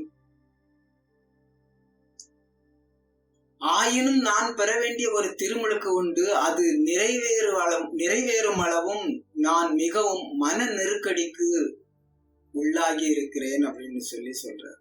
அப்போ நம்மளுக்குமே இந்த ஒரு மன நெருக்கடி எப்பவுமே இருந்துகிட்டு இருக்கும். இயேசு கிறிஸ்துவுக்குள்ளாக இருக்கிற பிள்ளைகள், திருமுழுக்கு எடுத்துக்கிட்டு இருக்கிறவங்க, இவங்க எல்லாம் திருமுழுக்கு எடுத்துட்டோம், நம்ம ஒரு ராயல்ட்டியில உட்கார்ந்துக்கலாம் அப்படின்னு நினைச்சோம் அப்படின்னா அது உண்மையான திருமுழுக்கு கிடையாது. இயேசு கிறிஸ்துவோட இணைந்த நிலையில நாம் இன்னொரு திருமுழுக்கையும் எடுத்துக்கிட வேண்டியது இருக்குது. அது என்ன அப்படின்னா, இந்த உலகத்துல வரக்கூடிய பாடுகள், துன்பங்கள். இதை கடந்து வரும்போதுதான், இதை ஏற்றுக்கொண்டு வரும்போது, ஏன்னா இந்த உலகத்துல எல்லாருக்குமே பாடுகள் உண்டு அப்படின்னு சொல்லி இயேசு கிறிஸ்து ஏற்கனவே சொல்லிட்டாரு. அதிசய அற்புதங்கள் நடக்கும், கடவுளுடைய வல்லமை இன்னைக்கும் இருக்குது, அதிசய அற்புதங்கள் நிச்சயமாக உண்டு. ஆண்டவரை நோக்கி கூப்பிடும்போது, இயேசு கிறிஸ்துவை நோக்கி கூப்பிடும்போது, நான் உங்களை திக்கற்றவர்களாக விடமாட்டேன் அப்படின்னு சொல்லி இருக்கிறார். ஆவியானவரும் சாட்சியம் பகர்வார் அப்படின்னு சொல்லியிருக்கிறாரு. இயேசு கிறிஸ்துவனுடைய சீடர்கள் நற்செய்தியை போதிக்கும் போது பலர் மனம் திரும்பினாங்க, பேய்களை ஓட்டினாங்க, நோய்களை சுகப்படுத்தினாங்க. இந்த மாதிரியான ஒரு வல்லமை இந்த திருமுழுக்கின் வழியா நம்மிடத்திலையும் இருக்குது. ஆனா அதே சமயத்துல இயேசு கிறிஸ்து சொல்லக்கூடிய இன்னொரு திருமுழுக்கு, அதையும் நம்ம ஏற்றுக்கொள்ள தயாரா இருந்தா மட்டும்தான் நம்ம ஏற்கனவே எடுத்திருக்கிற அந்த திருமுழுக்கும் ஒரு அர்த்தம் உள்ளதா இருக்கும். ஏதோ சடங்குக்காக, ஏதோ இந்த திருச்சபையோட நான் இணைஞ்சு இருக்கணும் அப்படிங்கிறதுக்காக நான் திருமுழுக்கு எடுத்துட்டு அதன் பிறகு அதை பற்றி ஒரு எண்ணமே, ஒரு சிந்தனையே இல்லாம இருந்தேன் அப்படின்னா அந்த திருமுழுக்குனால எந்த பயனும் இல்லை. அதைத்தான் பவுல் சொல்லிட்டார் ஏற்கனவே. விருத்த சேதனம் செய்து கொண்டாலும் விருத்த சேதனம் செய்து கொள்ளாவிட்டாலும் அதனால ஒரு பயனும் இல்லை. அதே போலதான் இயேசு கிறிஸ்து சொல்லக்கூடிய இன்னொரு திருமுழுக்கை ஏற்றுக்கொள்ள தயாரா இல்லை அப்படின்னா மற்ற எல்லாமே வெறும் சடங்காகவே மாறி போகும். அதை ஏற்றுக்கொள்ள தயாரா இருக்கணும். கொடுத்த வாக்குறுதிகள்ல நம்ம இன்னைக்கு உறுதியா இருக்கிறோமா? அந்த பிள்ளைகளுக்கு அதை நினைவுபடுத்தி கொடுத்துக்கிட்டு இருக்கிறோமா? உண்மையிலேயே அந்த பிள்ளைகளுக்கு அதை நினைவுபடுத்தி கொடுக்காததுனால்தான் இன்னைக்கு நிறைய பிள்ளைகள் அதை பற்றியான விளக்கம் தெரியாமலே இன்னும் இருந்துகிட்டு இருக்கிறாங்க. இந்த திருமுழுக்கு என்னவா இருக்குது, எதுக்கு அடையாளமா இருக்குங்கிறது ஏதோ ஒரு முத்திரையை குத்தியாச்சு அந்த மாதிரி கிடையாது. அது முடிஞ்சு போகல. இயேசு கிறிஸ்துவின் பேராலே எடுத்துக்கிட்ட அந்த திருமுழுக்கு இன்னும் முடிஞ்சு போகல. இயேசு கிறிஸ்துவே சொல்றாரு, நான் யோவான் இடத்துல திருமுழுக்கு பெற்றுக்கிட்டது உண்மைதான், ஆனாலும் நான் இன்னொரு திருமுழுக்கு பெற வேண்டியது இருக்குது அப்படின்னு சொல்றாரு. அது என்ன அப்படின்னா, சிலுவை பாடுகள் வழியாக இந்த உலகத்துக்கு கொடுக்க வேண்டிய ஒரு மீட்பு. அப்போ ஒரு இயேசு கிறிஸ்துவை ஏற்றுக்கொண்டு இருக்கோம் அப்படின்னா, ஒரு கிறிஸ்தவனாய் வாழ்றோம் அப்படின்னா, இயேசு கிறிஸ்துவின் பேரால திருமுழுக்கு பெற்றிருக்கிறேன் அப்படின்னு சொன்னா, அந்த இயேசு கிறிஸ்துவோடு இணைந்த நிலையில இந்த உலகத்துக்கு மீட்பை கொடுக்க வேண்டிய இன்னொரு திருமுழுக்கும் என்னிடத்தில் இருக்குது. அதை நாம கற்றுக்கொள்ளணும், கற்றுக் கொடுக்கணும், புரிந்து கொள்ளணும். கொஞ்சம் கஷ்டமா தான் இருக்கும். ஆனாலும் இயேசு சொல்றாரு, நான் உங்களை திக்கற்றவர்களாக விட மாட்டேன். தூய ஆவியானவர் வரும்போது அவர் எல்லாவற்றையும் உங்களுக்கு விளக்கி சொல்வார் அப்படின்னு சொல்லி பைபிள்ல சொல்லப்பட்டு.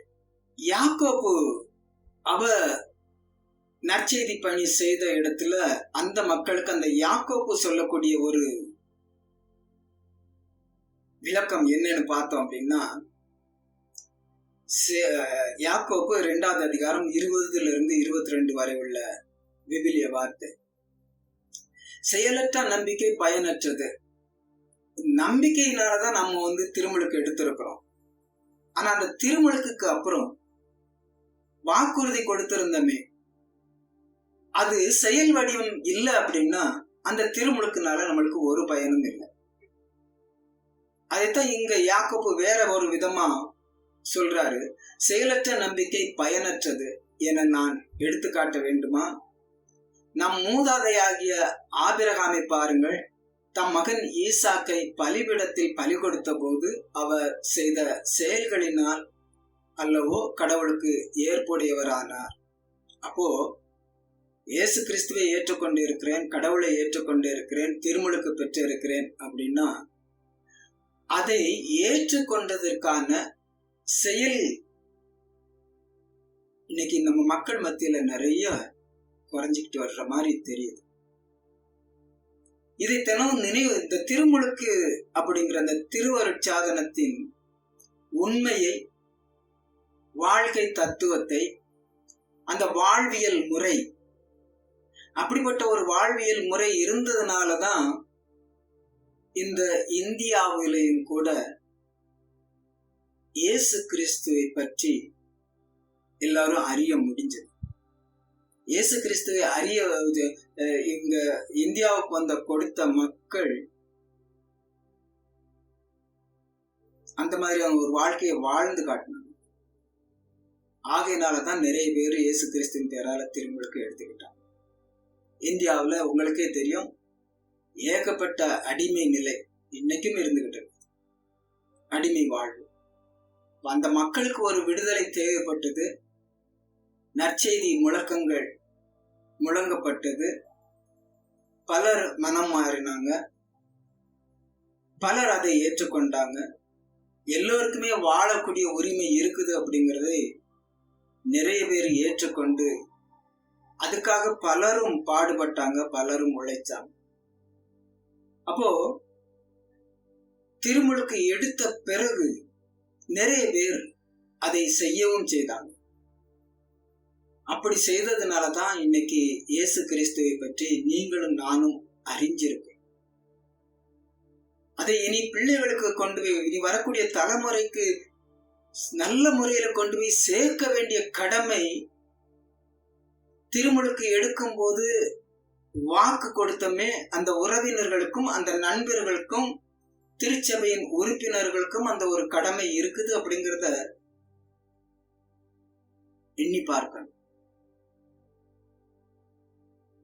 அப்போ ஆபிரகாம் அவருடைய நம்பிக்கை மட்டுமல்லாம அதுக்கு செயல் வடிவம், அந்த நம்பிக்கை அப்படிங்கிறது என்ன அப்படின்னா, எது நம்பிக்கைன்னு சொல்ல முடியும்னா செயல் வடிவம் பெறும்போதுதான் அதை நம்பிக்கைன்னு சொல்ல முடியும். அப்போ ஆபிரகாம் கடவுள் மேல நம்பிக்கை வைத்தார். அந்த நம்பிக்கை கடவுள் அவருக்கு ஏற்புடையதாய் நீதியாய் எண்ணி பார்க்கிறார். அங்கு ஒரு ஒப்பந்தம் நிறைவேறுது. அவருடைய மகன் பலியிடப்படல, மாறா ஒரு புது படைப்பா மாறி வார. லூக்கா நற்செய்தி 14வது அதிகாரம் 34-35 வசனத்தை பார்த்தோம் அப்படின்னா உப்பை பற்றி சொல்றார். இந்த திருமுழுக்கு அப்படிங்கிறது உப்புக்கு அடையாளமாகவும் நம்ம எடுத்துக்கிட முடியும். ஏன் அப்படின்னா, உப்பு உவர்பற்று போனால் அதை எதை கொண்டு ஓர்ப்புள்ளதாக்க முடியும்? உப்பு உண்மையிலே ஓர்ப்பு இல்லாம போச்சு அப்படின்னா அதை போட்டு சாப்பிடவே முடியாது. அப்போ நீங்களும் நானும் திருமுழுக்கு அப்படிங்கிற அந்த உடன்படிக்கையை பெற்று கொண்டதுக்கு அப்புறம் இயேசு கிறிஸ்துவனுடைய பெயரால அந்த திருச்சபையோட இணைஞ்சி இருக்கிறன்னா உப்பா இருக்கிற. உப்பா இருந்து அதை செயல் வடிவம் பெற செய்கிற, மீட்புக்கு உறுதுணையா இருக்கிற. இயேசு கிறிஸ்துவனுடைய நிகழ்வுகளுக்கு, இயேசு கிறிஸ்துவனுடைய எண்ணங்களை முழுமையாக்குறதுக்காகவும் தந்தையினுடைய திருவுளத்தை நம் வழியாக நிறைவேற்றுறதுக்காகவும் நாம அந்த இடத்துல ஒரு உப்பா இருக்கிறோம். அப்போ ஓர்பற்று போகுது. எப்படி ஓர்பற்று போகுது அப்படின்னா, அதுக்கேற்ற செயல் என்னிடத்துல இல்லை அப்படின்னா, கடவுள் எதிர்பார்க்கிற வல்லமை என்னிடத்துல செயலாற்ற முடியல அப்படின்னா, வெறும் சடங்குகளை மட்டும் கடைபிடிச்சு போய்கிட்டு இருக்கிறவனா நான் உப்பாக இல்லை. ஊர்பற்று போன ஒன்றாக இருக்கு. உப்பாட்டு இருக்கிறோம், ஆனா ஊர்ப்பு இல்லாத ஒரு உப்பா நம்ம வாழ்ந்துகிட்டு இருக்கிறோம். அதனால மத்தேயு நற்செய்தி 5வது அதிகாரம் 13வது வசனத்துல பார்த்தோம் அப்படின்னா, நீங்கள் இந்த உலகுக்கு உப்பாகவும் ஒளியாகவும் இருக்கிறீர்கள். அப்படி நீங்கள் இந்த உலகுக்கு உப்பாகவும் ஒளியாகவும் இருக்கிறீர்கள். இந்த உலகம் அப்படிங்கிறது சமைத்து வைக்கப்பட்ட ஒரு உணவா இருக்குது. கடவுளுக்காக சமைக்கப்பட்ட உணவாக இந்த மக்கள் இருக்கிறாங்க, இந்த படைப்பு இருந்துகிட்டு இருக்கு. அப்போ இந்த உலகத்துல ஒரு உணவாகவும் படைப்பாகவும் சமைக்கப்பட்ட ஒரு பொருளாகவும் இருக்கும்போது, இந்த உப்பு கொஞ்சம் அதுல போடும்போது அது இன்னும் சுவை உள்ளதாகவும் அந்த உணவை கெட்டு போகாமலும் பாதுகாக்கக்கூடிய ஒண்ணா இருக்கு.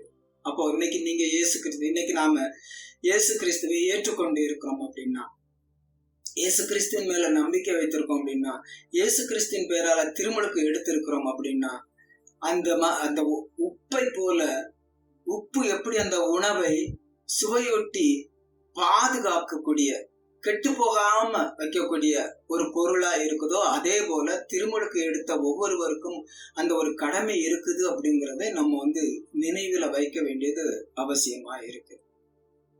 இன்னைக்கு நிறைய விஷயங்கள், முரண்பாடான விஷயங்கள் எல்லா இடத்துலயுமே நடந்துகிட்டு இருக்குது. இது நற்செய்தி பணியை செய்யறவங்க மத்தியிலையுமே கூட இது நடந்துகிட்டு இருக்கு. காரணம் என்ன அப்படின்னா, ஒருத்தருக்கு மேல ஒருவர் நம்பிக்கை இல்லாத ஒரு தன்மையில வாழ்ந்துகிட்டு இருக்கோம். மனிதர்களை பார்க்கிறோம். ஒவ்வொருத்தருக்குள்ளாகவும் கடவுளுடைய ஆவியின் தன்மை நிச்சயமா இருக்குது. அதை நம்ம ஏற்றுக்கொள்ள தயங்குறோம். அதுதான் காரணம். நம்மளுக்கு வழி வழியா சொல்லி கொடுத்து வந்தவங்களுடைய வார்த்தை இன்னைக்கு உப்பு உவர்பற்று போன ஒரு உப்பா இருக்கிறதுனாலதான் பிள்ளைகள் மத்தியிலையும் சரி, இப்ப இருக்கிற இந்த தலைமுறை மத்தியிலையும் சரி, அதை அதிகமா பார்க்க முடியல. யாரையும் நான் குறை சொல்லல.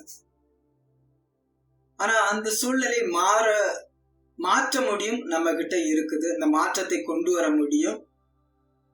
அந்த திருமுழுக்கு நாம கொடுத்த அந்த வாக்குறுதிகளை நினைச்சு பார்த்து இந்த திருமுழுக்கினுடைய வாழ்வியல் தன்மையை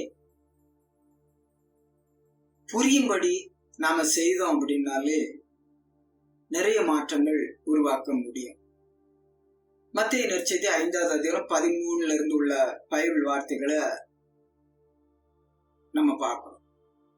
நீங்கள் இந்த உலகத்திற்கு உப்பாகவும் ஒளியாகவும் இருக்கிறீர்கள். அப்போ உப்பை இன்னைக்கு நீங்க நினைச்சு அது உப்பு சுத்தப்படுத்தக்கூடியதாகவும் இருக்குது, கெட்டு போகாம பாதுகாக்கக்கூடியதாகவும் இருக்குது, சுவை சேர்க்கக்கூடியதாகவும் இருக்குது. இப்படி ஒரு 3 காரியங்களை அது செய்யுது. இப்ப அந்த தன்மை என்னிடத்துல இருக்குதா? அதை நாம சிந்திச்சு பார்க்க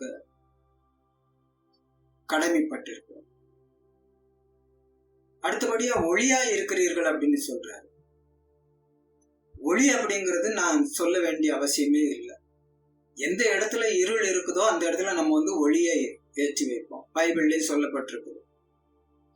விளக்கை கொளுத்தி யாராவது மரக்காலுக்கு கீழ் வைப்பார்களா? மாறாக அனைவருக்கும் ஒளி தரும்படி அதை மரக்காலுக்கு மேலதான் வைக்கிறாங்க. ஆகையினால எப்பவுமே நம்ம ஒளியா இருக்கிறோம். எப்ப நம்ம ஒளியா இருக்கிறோங்கிறது நம்மளுக்கு தெரிய வரும் அப்படின்னா, அந்த திருமுழுக்குல கொடுக்கப்பட்ட அந்த வாக்குறுதியின்படி நம்ம வாழும்போது இந்த உலகத்துல நம்ம ஒளியா இருக்க முடியும். இந்த உலகத்துல நம்ம உப்பா இருக்க முடியும்.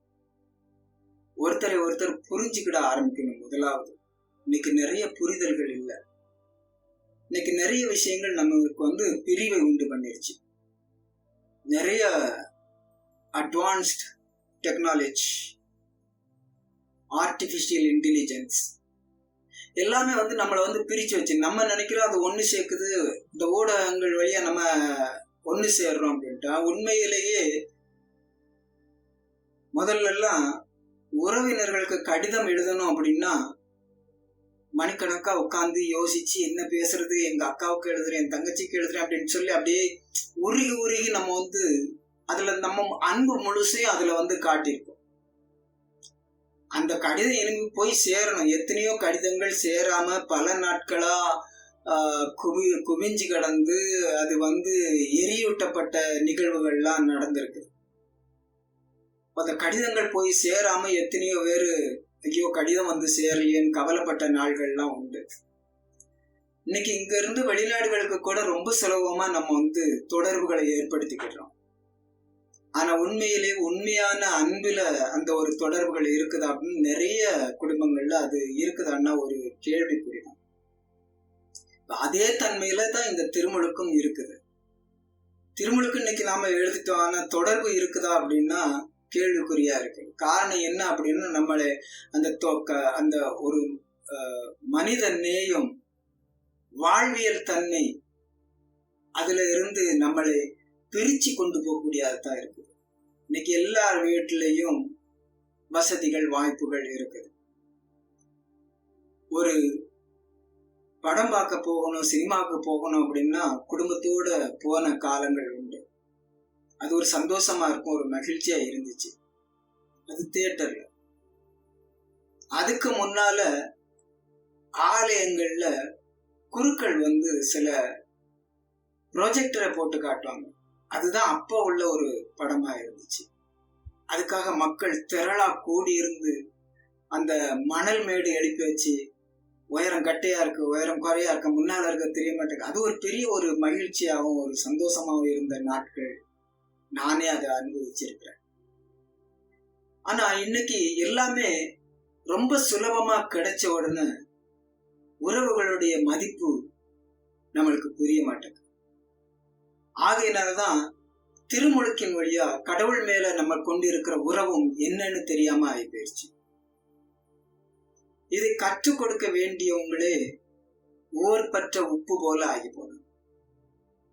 ஒளி இழந்த விளக்குகளை போல நம்ம இருந்துகிட்டு இருக்கோம். எதையோ தவறு விட்டுட்டோம், ஏதோ நம்ம கிட்ட இருந்து விட்டு போச்சு, யாருக்கிட்டையும் எதையும் சொல்ல முடியல. அநேக குடும்பங்கள்ல இந்த வார்த்தைகள் தான் இருக்கு. பிள்ளைகள்லாம் நல்ல டெக்னாலஜி பயன்படுத்த ஆரம்பிச்சிட்டாங்க, அவங்களுக்கு எல்லாம் நிறைய விஷயங்கள் தெரிய ஆரம்பிச்சிட்டாங்க. ஆனா இது நீடிக்குமா அப்படிங்கிறது ஒரு கேள்விக்குறிதான். என்னைக்கு இந்த செட்டிலைட்டுகள் எல்லாம் உடைஞ்சு போகுதோ அன்னைக்கு எல்லாம் ஒண்ணு இல்லாம ஆயிடுது. லூக்கா நற்செய்தி 14வது அதிகாரம் 34வது வசனம். அங்க என்ன சொல்லப்பட்டிருக்குது அப்படின்னா, பலிப்பொருள் எல்லாமே உப்பால் தூய்மையாக்கப்படுகிறது. பலிப்பொருள் எல்லாமே உப்பால் தூய்மையாக்கப்படுகிறது. அப்போ நீங்க இன்னைக்கு உப்பா இருக்கிறீங்க அப்படின்னா, ஒரு மனிதரை இயேசு கிறிஸ்துவுக்குள்ளாக கொண்டு வரும்போது அது ஒரு பலிப்பொருள். ஒரு ஆன்மாவை அழைத்துட்டு வர்றது, ஒருவரை கிறிஸ்துவின் பாதைக்கு கொண்டு வர்றது, நற்செய்தி அறிவித்ததன் வழியா ஒருவர் மனமாற்றம் அடைகிறது, இவங்க எல்லாமே ஒரு பலிப்பொருள். நம்ம ஏற்கனவே தூய்மை ஆகிட்டோம், நம்ம இன்னைக்கு உப்பாவும் ஒளியாவும் இருக்கிறோம்.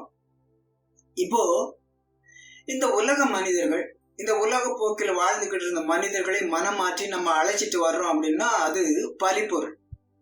அப்போ இந்த பலிப்பொருள் உப்பால் தூய்மையாக்க, உப்பு யாரு அப்படின்னா, நான் இயேசு கிறிஸ்துவை ஏற்கனவே ஏற்றுக்கொண்டு இயேசு கிறிஸ்துவின் பேரால திருமுழுக்கு எடுத்து, இயேசு கிறிஸ்துவின் பேரால திருமுழுக்கு எடுக்கும் போது கொடுத்த வாக்குறுதிகளை நிறைவேற்றுகிற நீங்களும் நானும் தான் இப்போ இந்த பலிப்பொருளை சுத்திகரிக்கக்கூடிய உப்பா இருக்கிறோம். பலிப்பொருள் யாரா இருக்கிறாங்கன்னா, இப்போ புதிதாய் இயேசு கிறிஸ்துவை ஏற்றுக்கொண்டு திருமுழுக்கு பெறுவதற்காக தங்களை தயாரிக்கிறவங்க தான் இப்போ பலிப்பொருள். அப்போ இந்த பலிப்பொருளை தூய்மையாக்கக்கூடிய ஒரு வாழ்வியல் முறை, வாழ்க்கையில அதை நம்ம வாழ்ந்து காட்டுறோம். அப்போ நம்ம வாழக்கூடிய அந்த வாழ்க்கை முறையினால நம்ம அக்கம் பக்கத்துல இருக்கிறவங்களும் நம்முடைய வாழ்க்கை முறையை பார்த்து அவங்களும் தூய்மை அடைகிறாங்க. நம்ம உப்பா இருக்கிறோம், அவங்க தூய்மை அடைகிறாங்க.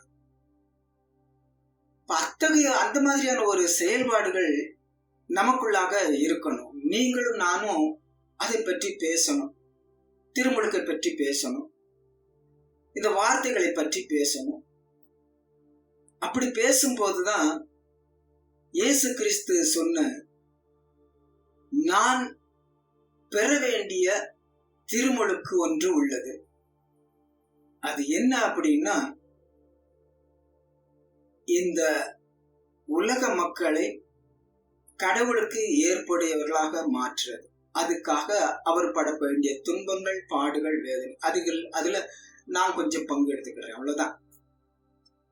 இப்போ மத்தேயு நற்செய்தி 12வது அதிகாரம் 40-41 வசனத்தை நம்ம பார்த்தோம் அப்படின்னா, யோனா 3 இரவும் 3 பகலுமா மீனின் வயிற்றுக்குள்ள இருந்தார்.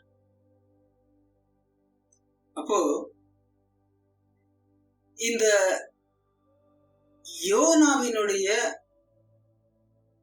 செய்தியை கேட்டு மனம் மாறிய அந்த மக்களுக்கு ஒப்பான ஒரு நிகழ்வு இந்த ஒரு திருமுழுக்கு. அப்போ நாம திருமுழுக்கு அப்படிங்கிற ஒரு திருவருட்சாதனத்தினால மூடப்பட்டு இருக்கிறோம்.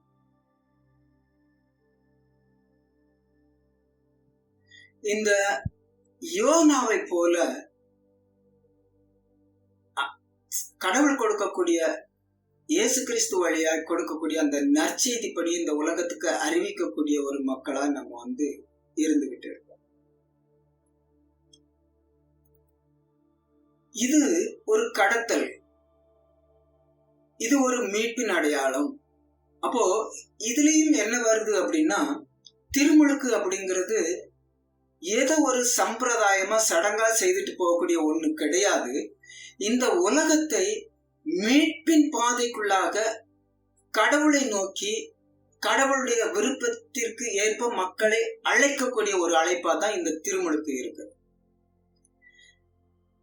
கடலுக்குள்ள போய் இந்த மீனின் வயிற்றுக்குள்ள போய் இருந்து மனமாறி எங்கேயோ நினிவேக்கு போச்சுன்னா தார்சியஸுக்கு போறேன் அப்படின்னு சொல்லி தூரமா ஓடினவர் மீனின் வயிற்றுக்குள்ள இருந்து மனமாற்றம் அடைந்து பரிசுத்தம் அடைந்து கடவுள் சொன்னது உண்மை அப்படின்னு சொல்லி ஏற்றுக்கொண்டு நினிவே மக்களுக்கு ஒரு செய்தியை அறிவிக்கிறார்.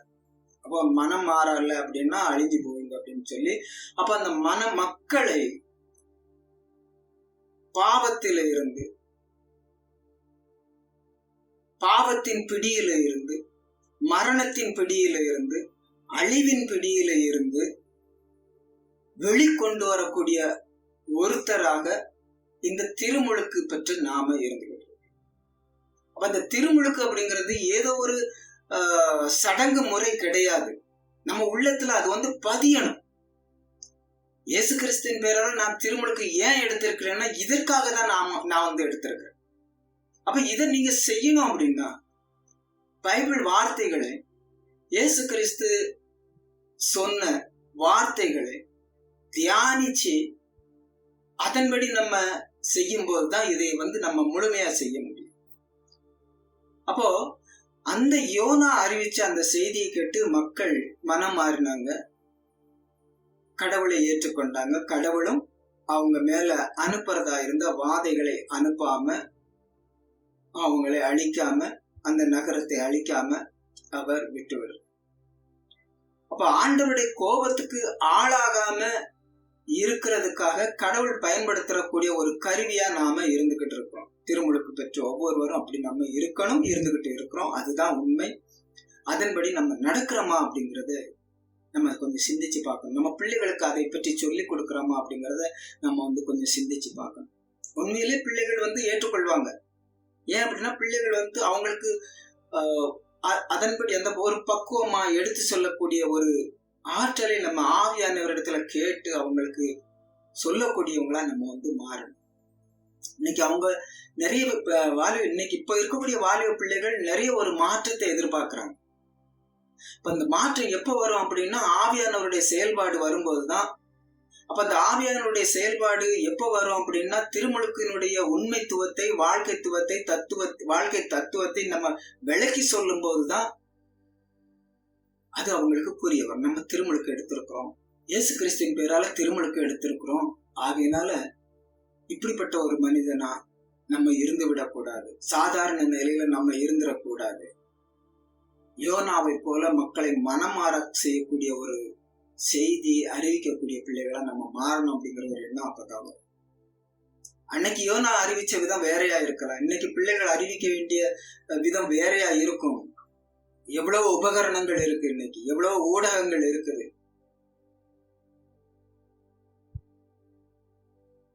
ஒவ்வொருத்தருக்குமே கடவுள் ஒரு தனிப்பட்ட ஆற்றலை கொடுத்து அனுப்பியிருக்கிறார். அதை நம்ம புரிஞ்சு அவங்களுக்கு அந்த திருமுழுக்கினுடைய விளக்கத்தை நம்ம சொல்லி கொடுத்தோம் அப்படின்னா நிச்சயமா அந்த பிள்ளைகளுக்கு ஏற்ற முறையில புரிந்து கொள்ளக்கூடிய விதத்துல நம்ம சொல்லி கொடுத்தோம் அப்படின்னா நிச்சயமா இப்ப இருக்கிற தலைமுறை நிறைய நல்ல காரியங்கள் செய்யறதுக்கு தயாரா இருக்கிறாங்க. மத்தேயு நற்செய்தி 12வது அதிகாரம் 40-41 வசனத்தை நம்ம பார்த்தோம். லூக்கா நற்செய்தி 13வது அதிகாரம் 1-5 வரை உள்ள நற்செய்தி வார்த்தையை நம்ம பார்த்தோம் அப்படின்னா, இயேசு கிறிஸ்து நற்செய்தியை அறிவித்துக்கிட்டு இருந்த அந்த வேளையில சிலர் இயேசு கிட்ட வந்து பலி செலுத்தி கொண்டிருக்கும் போது கலிலேயரை பிலாத்து கொன்றான் என்று அப்படிங்கிற ஒரு செய்தியை அறிவிக்கிறாங்க. அப்போ இயேசு அவங்களுடைய உள்ள சிந்தனையை புரிஞ்சு அவர் என்ன பதில் சொல்றாரு அப்படின்னா, இந்த கலிலேயருக்கு இவ்வாறு நிகழ்ந்ததால் இவர்கள் மற்ற எல்லா கலிலேயரை விட பாவிகள் என நீங்கள் நினைக்கிறீர்களா அப்படிங்கிற ஒரு கேள்வியை வைக்கிறார். மற்ற எல்லாரை விட பாவிங்கிறதுனால அவங்களுக்கு அது நிகழ்ந்துருச்சா?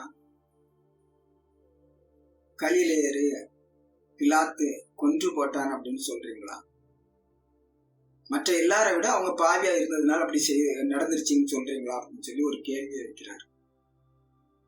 இப்போ இயேசு கிறிஸ்துவின் பேரால திருமுழுக்கு எடுத்த பிறகும் அல்லது இயேசு கிறிஸ்துவை ஏற்றுக்கொண்டு திருமுழுக்கு எடுக்காம இருக்கிறதுனால குடும்பங்கள்ல இன்னைக்கு நடக்கிற சில அசம்பாவிதங்கள், நோயா இருக்கலாம் அல்லது வேற ஏதோ ஒரு அசம்பாவிதங்கள், திடீர்னு ஒரு பிரச்சனை வரும்போது நிறைய பேருடைய சிந்தனை என்னவா இருக்குன்னா, இது ஏதோ ஒரு பாவம் செய்திருக்கிறான், இவன் ஒரு பாவி, ஏதோ ஒண்ணு நடந்திருக்குது, ஏதோ ஒரு பாவம் இவனுக்குள்ளாக இருந்தது, ஆகையினாலதான் இவன் குடும்பத்துல இப்படி நடக்குது, ஆகையினாலதான் இவனுக்கு இதெல்லாம் நேர்ந்தது. இது திருமுழுக்கு பெற்றுக்கொண்ட நம்ம மத்தியில இப்படிப்பட்ட ஒரு எண்ணம் இருக்கக்கூடாது. முதலாவது, ஒருவேளை அவங்களுடைய பாவத்தினால் அது நடந்திருந்தாலும் கூட, நிகழ்ந்திருந்தாலும் கூட, இறைவேண்டல் செய்யும் போது, அதுவும் இயேசு கிறிஸ்துவின் பேரால திருமுழுக்கு பெற்றுக்கொண்ட நாம இறைவேண்டல் செய்யும் போது சூழ்நிலைகள் மாறும். ஆகையினால பாவத்தின் பிடியில இருந்துதான் இயேசு கிறிஸ்து நம்ம எல்லாரையும் மீட்க வந்தார். அந்த அடிப்படையில இயேசு கிறிஸ்துவனுடைய ஒரு தூதர்களாய் நாம இருக்கிறோம் அப்படிங்கறதின் அடையாளம் தான் இந்த திருமுழுக்கு. இயேசு சொல்றார், மற்ற எல்லா கலிலேயரையும் விட இறந்து போன கொல்லப்பட்ட இவங்க பாவிகள்னு நீங்க நினைக்கிறீங்களா அப்படின்னு சொல்லி ஒரு கேள்வியை கேட்கிறார். அதுவும் இல்லாம சீலோவில் கோபுரம் இடிந்து விழுந்து 18 பேர் இறந்து போனதா சொல்றாங்களே, அவங்க எருசலேமில் குடியிருந்த மற்ற எல்லாரையும் விட பாவிகளா அப்படின்னு சொல்லி கேட்கிறார். அப்ப மரணம் அப்படிங்கிறது, சாவு அப்படிங்கிறது பாவத்தின் அடையாளமா இயேசு கிறிஸ்து இங்க குறிப்பிடல. எதாச்சும், அதாவது திடீர்னு நடக்கிற ஒரு மரணம். இன்னைக்கு நிறைய பேர் அப்படித்தான் நினைச்சுக்கிட்டு இருக்காங்க. திடீர்னு மரணம் ஆயிப்போச்சு, திடீர்னு ஏதோ ஒரு அசம்பாவிதம் நடந்து போச்சு, அது பாவத்தின் அடையாளமா இருக்க முடியாது.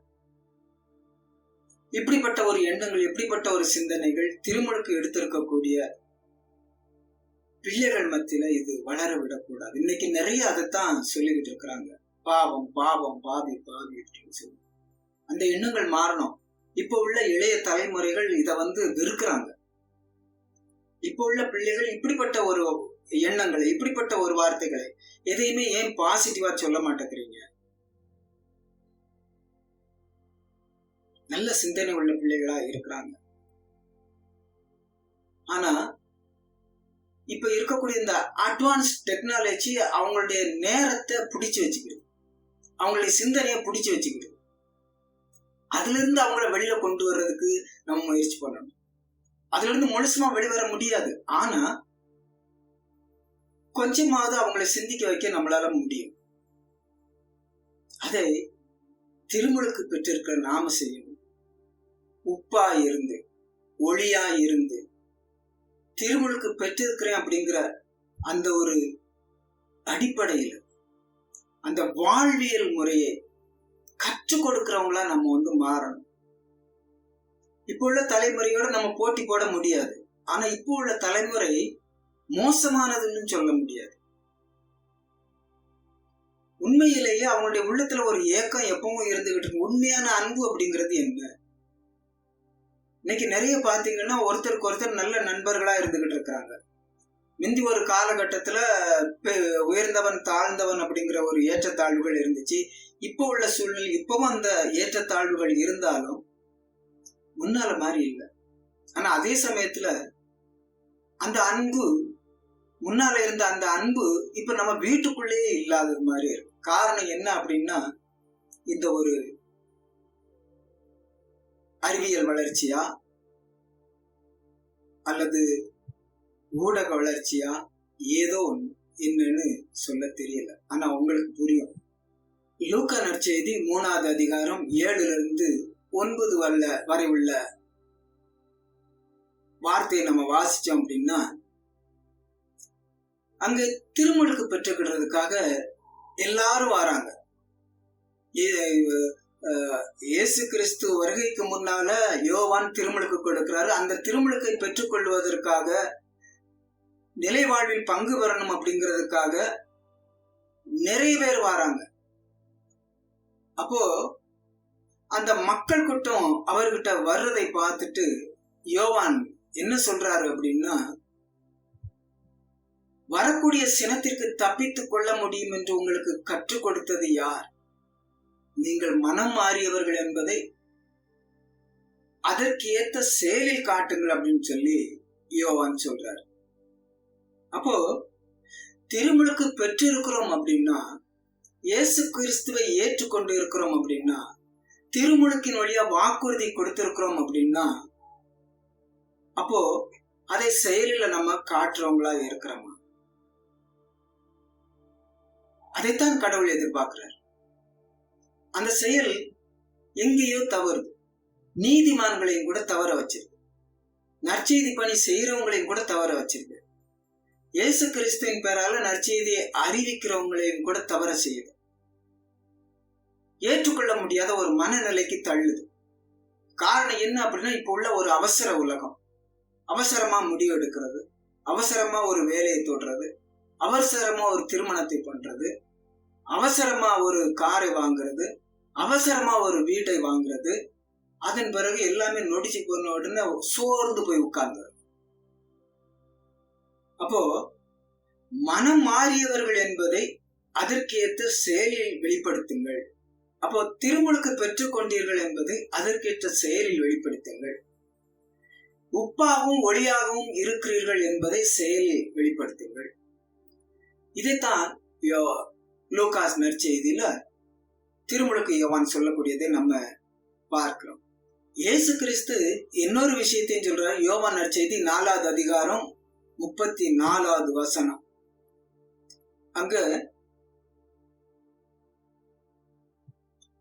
இயேசு கிறிஸ்துவின் பெயரால பின்னால, இயேசு கிறிஸ்துவ பின்னால ஓடிக்கிட்டு இருந்த மக்கள்ல அநேக உணவுக்காகவே ஓடிக்கிட்டு இருந்தாங்க. அவர்கிட்ட போனா அவர் அறிவிக்கிற அந்த செய்தியை கேட்டு மக்கள் மனம் மாறுறாங்க. மக்கள் மத்தியில இருந்து நிறைய உணவுகள் கிடைக்குது அப்படின்னு சொல்லி அந்த உணவுக்காக ஓடின கூட்டங்கள் தான் நிறைய இருந்துச்சு. இயேசு கிறிஸ்து என்ன சொல்றாரு? சதா உபவாசம், தியானம் அப்படிங்கிற ஒரு இதுல போய்கிட்டு இருக்கிறார். நம்ம பைபிள்ல வாசிக்கும் போது நமக்கு தெரியும். புளிப்பு மாவை பற்றி பேசுவார். அப்போ சீடர்கள் என்ன நினைச்சுக்கிடுவாங்க அப்படின்னா, நாம மாவு எடுத்துட்டு வர மறந்துட்டோம், அதுக்காக தான் இவர் சொல்றாரு. மாவு பற்றி அவங்களுடைய எண்ணங்கள் கடவுளுக்குள்ளாக இருக்கிறாங்க, ஆனா உப்பா இல்லை. கடவுளை ஏற்றுக்கொண்டு இருக்கிறாங்க, மோசேயுடைய சட்டத்தை ஏற்றுக்கொண்டு இருக்கிறாங்க, ஆனா அவங்க உப்பா இல்லை. அப்போ இயேசு கிறிஸ்து இந்த யோவான் நற்செய்தி 4வது அதிகாரம் 34வது வசனத்துல என்ன சொல்றாரு அப்படின்னா, என்னை அனுப்பியவரின் திருவுளத்தை நிறைவேற்றுவதும் அவர் கொடுத்த வேலையை செய்து முடிப்பதும் எனது உணவு அப்படின்னு சொல்றாரு. அப்போ இயேசு கிறிஸ்துவின் பேரால நாம இன்னைக்கு திருமுழுக்கு எடுத்திருக்கிறோம் அப்படின்னா, கடவுள் நமக்கு சொன்னக்கூடிய, கடவுள் முன்னிலையில நான் கொடுத்த வாக்குறுதியை நிறைவேற்றுவது, அதுதான் எனக்கு உணவா இருக்கணும். அதுதான் நம்முடைய பிள்ளைகளுக்கு முதலாவது உணவா இருக்கணும். அப்போ இந்த திருமுழுக்கின் வழியா நான் கொடுத்த வாக்குறுதிகள் என்ன அப்படிங்கிற, அதுதான் எனக்கு உணவு, அதுதான் எனக்கு நிறைவு, அதுதான் கடவுளுடைய திருவுளத்தை நிறைவேற்றக்கூடியதா ஒன்னா இருக்குது. அப்போ இயேசு கிறிஸ்து அங்க என்ன சொல்றாரு? தந்தையினுடைய திருவிழத்தை நிறைவேற்றி முடிக்கும் வரை அதுதான் எனக்கு உணவு. ஒரு காரியத்தை செய்து முடிக்கிறது வரை அதுதான் எனக்கு உணவு. ஒரு கிறிஸ்தவனாய் இருந்து என்னால முடிந்த வரைக்கும் இந்த நற்செய்தியையோ நற்செய்தி சார்ந்த மற்ற பணிகளையோ செய்கிறது எனக்கு உணவா இருந்துச்சு அப்படின்னா, கிறிஸ்தவம் இன்னும் ஒரு நல்ல ஒரு ஆரோக்கியமான ஒரு கிறிஸ்தவமா இருக்கும். கிறிஸ்தவம் இன்னைக்கு இருக்குது, நான் இல்லைன்னு சொல்லல. ஏற்கனவே கிறிஸ்தவம் ஒரு நல்ல ஒரு என்ன சொல்றது, ஒரு நல்ல அபிப்பிராயத்துலதான் மக்கள் மத்தியில இருந்துட்டு, யாரோ ஒரு சிலர் குறை சொல்லக்கூடியவங்களா இருக்கிறாங்க. மற்றபடி எல்லா நண்பர்களுமே, கிறிஸ்துவர் அல்லாத நண்பர்களுமே கூட இயேசு கிறிஸ்துவை ஏற்றுக்கொண்டு இருக்கிறாங்க. இந்த உலகம் வெறுக்கலை, ஆனா ஏதோ ஒரு காரணத்தினால ஒரு சிலர் அங்கங்க ஒரு வெறுப்பு தன்மையை காட்டுறாங்களே ஒழிய, இந்த உலகம் நிச்சயமா இயேசு கிறிஸ்துவை ஏற்றுக்கொண்டு இருக்குது. இப்போ நான் அந்த கடவுளுடைய திருவுளத்தை, இயேசு கிறிஸ்துவனுடைய விருப்பத்தை நிறைவேற்றும் வரையிலும் அது எனக்கு உணவாய் இருக்கணும். திருமுழுக்கில் நான் எடுத்துக்கொண்ட வாக்குறுதிகள் எனக்கு உணவாய் இருக்கணும். அப்போ நம்ம சாப்பிடக்கூடிய சாப்பாட குறைச்சி சாப்பிட்டாலும் பரவாயில்ல, இந்த திருமுழுக்கின் வழியா நான் கொடுத்த வாக்குறுதிகள் எப்பவுமே எனக்கு உணவாய், அதை நிறைவேற்றுகிற வரையிலையும் அது எனக்கு ஆற்றலா, அது எனக்கு உணவாய் வெளிப்பட்டுக்கிட்டே இருக்கணும். அதை சொல்லி கொடுக்கணும். தொடக்க நூல் 6வது அதிகாரம் 3வது வசனம். கடவுள் என்ன சொல்றாரு அப்படின்னா, இந்த உலகத்தை படைத்த பிறகு மனிதர்கள் தவறு இழைக்கிறவங்களா மாறி போறாங்க. அப்ப அப்படிப்பட்ட சூழ்நிலையில பைபிள்ல சொல்லப்பட்டிருக்குது. மோயிசன் எழுதி வச்சிருக்கிறாரு. மோயிசனுக்கு வெளிப்பாடு கொடுத்து கடவுளும் மனிதனும் இணைந்து எழுதுனதுதான் முதல் 5 நூல்கள் அப்படின்னு சொல்லப்பட்டு. அப்போ இந்த இடத்துல கடவுள் என்ன சொல்றாரு அப்படின்னா, என் ஆவி தவறிழைக்கக்கூடிய மனிதர்களில் என்றென்றும் தங்க போவது இல்லை. என் ஆவி தவறிழைக்கும் மனிதனில் என்றென்றும் தங்க போவதில்லை. அவன் வெறும் சதைதானே. அப்போ எப்போ நாம தவறு இழைக்கிறோமோ, எப்போ நாம தவறி போறோமோ, அப்போ வெறும் சதையினாலான ஒரு மனிதனாக கடவுளுடைய பார்வையில் நம்ம தோன்றும். திருமுழுக்கு எடுத்திருக்கலாம், உறவினர்கள் சொல்லலாம், நற்செய்தி அறிவிக்கப்படல, நற்செய்தி நம்ம கேட்கலாம்.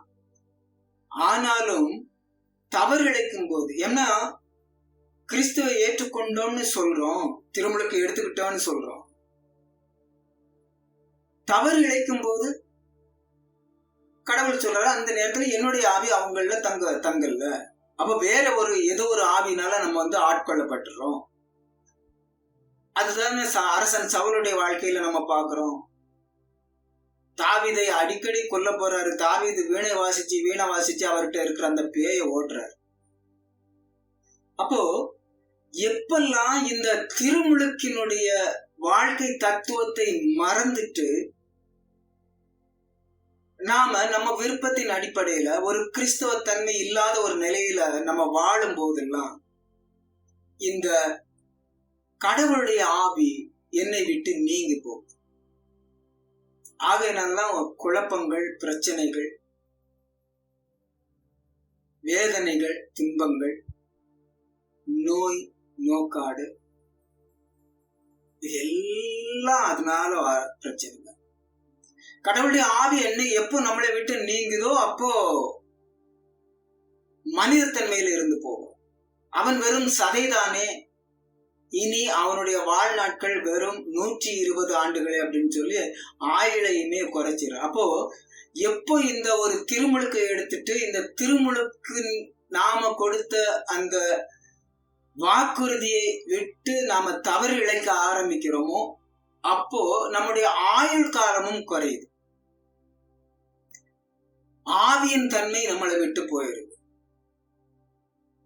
அப்போ எனக்கு இந்த கடவுளுடைய ஆவியின் தன்மையில நான் வாழணுமா வேண்டாமா, இந்த கடவுளுடைய ஆவி என்னில் தங்கி இருக்கணுமா வேண்டாமா அப்படிங்கறத நாம கொஞ்சம் சிந்திச்சு பார்த்து இந்த திருமுழுக்கினுடைய முக்கியத்துவம், இந்த திருமுழுக்கினால கிடைக்கக்கூடிய பயன்கள், இதை எல்லாவற்றையும் நம்ம கத்துக் கொடுக்கக்கூடியவங்களா சொல்லிக் கொடுக்கக்கூடியவங்களா. ஆகையினாலதான் நாம ஞான பெற்றோர் அப்படின்னு சொல்லி அங்க சாட்சிக்கு கொஞ்சம் பேரை நிற்பாட்டுறோம். திருச்சபையில உள்ள உறுப்பினர்களையுமே கூட ஜெபிக்கும்படியா குருவானவர் சொல்றார். அப்ப நம்ம எல்லாருமே நாங்க அவங்களுக்கு ஒரு முன்மாதிரியா இருப்போம், நாங்க அவங்கள வழி நடத்துவோம், வாழ்வியலை அவங்களுக்கு கற்றுக் கொடுப்போம், கிறிஸ்தவ வாழ்வியலை நாம அவங்களுக்கு கற்றுக் கொடுப்போம் அப்படிங்கிற ஒரு வாக்குறுதியை நம்ம எடுத்திருக்கிறோம். அப்போ அந்த ஒரு வாக்குறுதியில இன்னைக்கு நாம நிலைச்சி இருக்கிறோம் அப்படின்னா கிறிஸ்தவம் அப்படிங்கிறது ஒரு ஆரோக்கியமான கிறிஸ்தவமா இருக்கும். இல்லை அப்படின்னா கடவுள் சொல்றார், பைபிள் சொல்லுது, என் ஆவி தவறிழைக்கும் மனிதனில் என்றென்றும் தங்க போவதில்லை, இனி அவனுடைய வாழ்நாட்கள் குறைந்து போகும். அப்போ இன்னைக்கு வாழ்நாள் குறைந்து போறதுக்கு காரணம் திடீர்னு அசம்பாவிதங்கள் நடக்குது. ஆகையினால நான் திருமுழுக்கு எடுத்திருக்கிறேன் அப்படின்னா அந்த திருமுழுக்கினுடைய வாழ்வியலை வாழ்வாக்குறதுக்கு நான் முயற்சி பண்ணணும். அப்ப நான் திருமுழுக்கு எடுத்த அந்த மனுஷன் மட்டும் முயற்சி பண்ணி அங்க ஒன்றும் நடக்க போறது இல்லை. அப்ப வாக்குறுதி கொடுத்தவங்களும், நான் அன்னைக்கு வாக்குறுதி கொடுத்தனே, கடவுள் முன்னிலையில் வாக்குறுதி கொடுத்தனே, குருவானவர் முன்னிலையில் வாக்குறுதி கொடுத்தனே, பலிபீடத்தில் திருச்சபையின் மக்கள் முன்னிலையில நான் வாக்குறுதி எடுத்துக்கிட்டேன், அந்த வாக்குறுதியை நான் நிறைவேற்றணும். எப்படி நிறைவேற்றுறது? நினைவுபடுத்தணும். திருமுழுக்கு என்ன, எதுக்காக திருமுழுக்கு எடுத்தோம் அப்படிங்கிறத நினைவுபடுத்தி கொடுக்கிறது. ஆகையினால இந்த திருமுழுக்கு எப்ப வீணாகுது அப்படின்னா இதைத்தான் 2 கொரிந்தியர் 6வது அதிகாரம் 1வது வசனத்துல நம்ம பார்க்கிறோம். நீங்கள் கடவுளிடம் இருந்து பெற்றுக்கொண்ட அருளை வீணாக்க வேண்டாம் என அவரோடு இணைந்து உழைக்கும் நாங்கள் கேட்டுக்கொள்கிறோம். பவுல் அதை எவ்வளவு ஒரு வேதனையோட சொல்றார் பாருங்க. அந்த கொரிந்து மக்கள் எவ்வளவு ஒரு முரண்பட்டு இருந்திருக்காங்க அப்படிங்கிறது இதுல நம்மளுக்கு தெரியும். அப்போ அந்த அருளை வீணாக்கக்கூடியவங்களா, திருமுழுக்கை வீணாக்கக்கூடியவங்களா, திருமுழுக்கில கொடுத்த வாக்குறுதியை வீணாக்கக்கூடியவங்களா நம்ம இருந்தோம் அப்படின்னா கடவுளுடைய அருளையே வீணாக்குறோம், அருள் கொடைகளை வீணாக்குறோம், அருள் வரங்களை வீணாக்குறோம், வாழ்க்கையை வீணாக்குகிறோம், திருச்சபையின் கோட்பாடுகளை வீணடிக்கிறோம். அப்போ பவுல் இதன் வழியா என்ன சொல்ல வர்றாரு அப்படின்னா, தேவையில்லாத ஏதோ ஒன்றுல நேரத்தையும் காலத்தையும் போய்கிட்டு கடவுளை பற்றி பேச வேண்டிய வாழ்க்கை முழுவதுமே கடவுளை பற்றி பேச வேண்டிய நாம வாழ்க்கையில ஒரு நாளையில முழு நேரமும் கடவுளை பற்றி பேச வேண்டும். எல்லா சூழ்நிலையும் ஆண்டவரை பற்றி பேசணும். ஆனா இன்னைக்கு அதையெல்லாம் பேசுறதுக்கு நேரம் இல்லை. ஆனா இத பேசும். கொரிந்து மக்கள் அங்க அதிகமா அது ஒரு வியாபார ஸ்தலம் மாதிரி இருந்ததா சொல்லப்படுது. அப்போ இன்னைக்கு எப்படி மக்கள் அறக்க பறக்க ஓடுறாங்களோ அதே சூழ்நிலை தான் அன்னைக்கு இருந்துச்சு. அப்ப என்ன அப்படின்னா, கடவுளை பற்றி சிந்திக்கிறதுக்கோ இயேசு கிறிஸ்துவனுடைய சிந்தனைகளை வாழ்வாக்குறதுக்கோ மனம் இல்லாதவங்களா ஓடிக்கிட்டு பைபிளை வாசிக்கிறதுக்கு நேரம் இல்லை.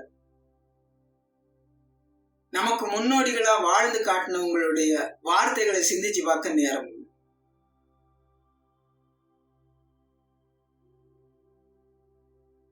மறைவுரையில சொல்லப்பட்டதை பற்றி சிந்திக்க கூட நேரம் இல்லை. அப்போ கொரிந்து மக்களுக்கு மட்டும் கிடையாது, பவுல் இன்னைக்கு நமக்கும் அதைத்தான் சொல்றாரு.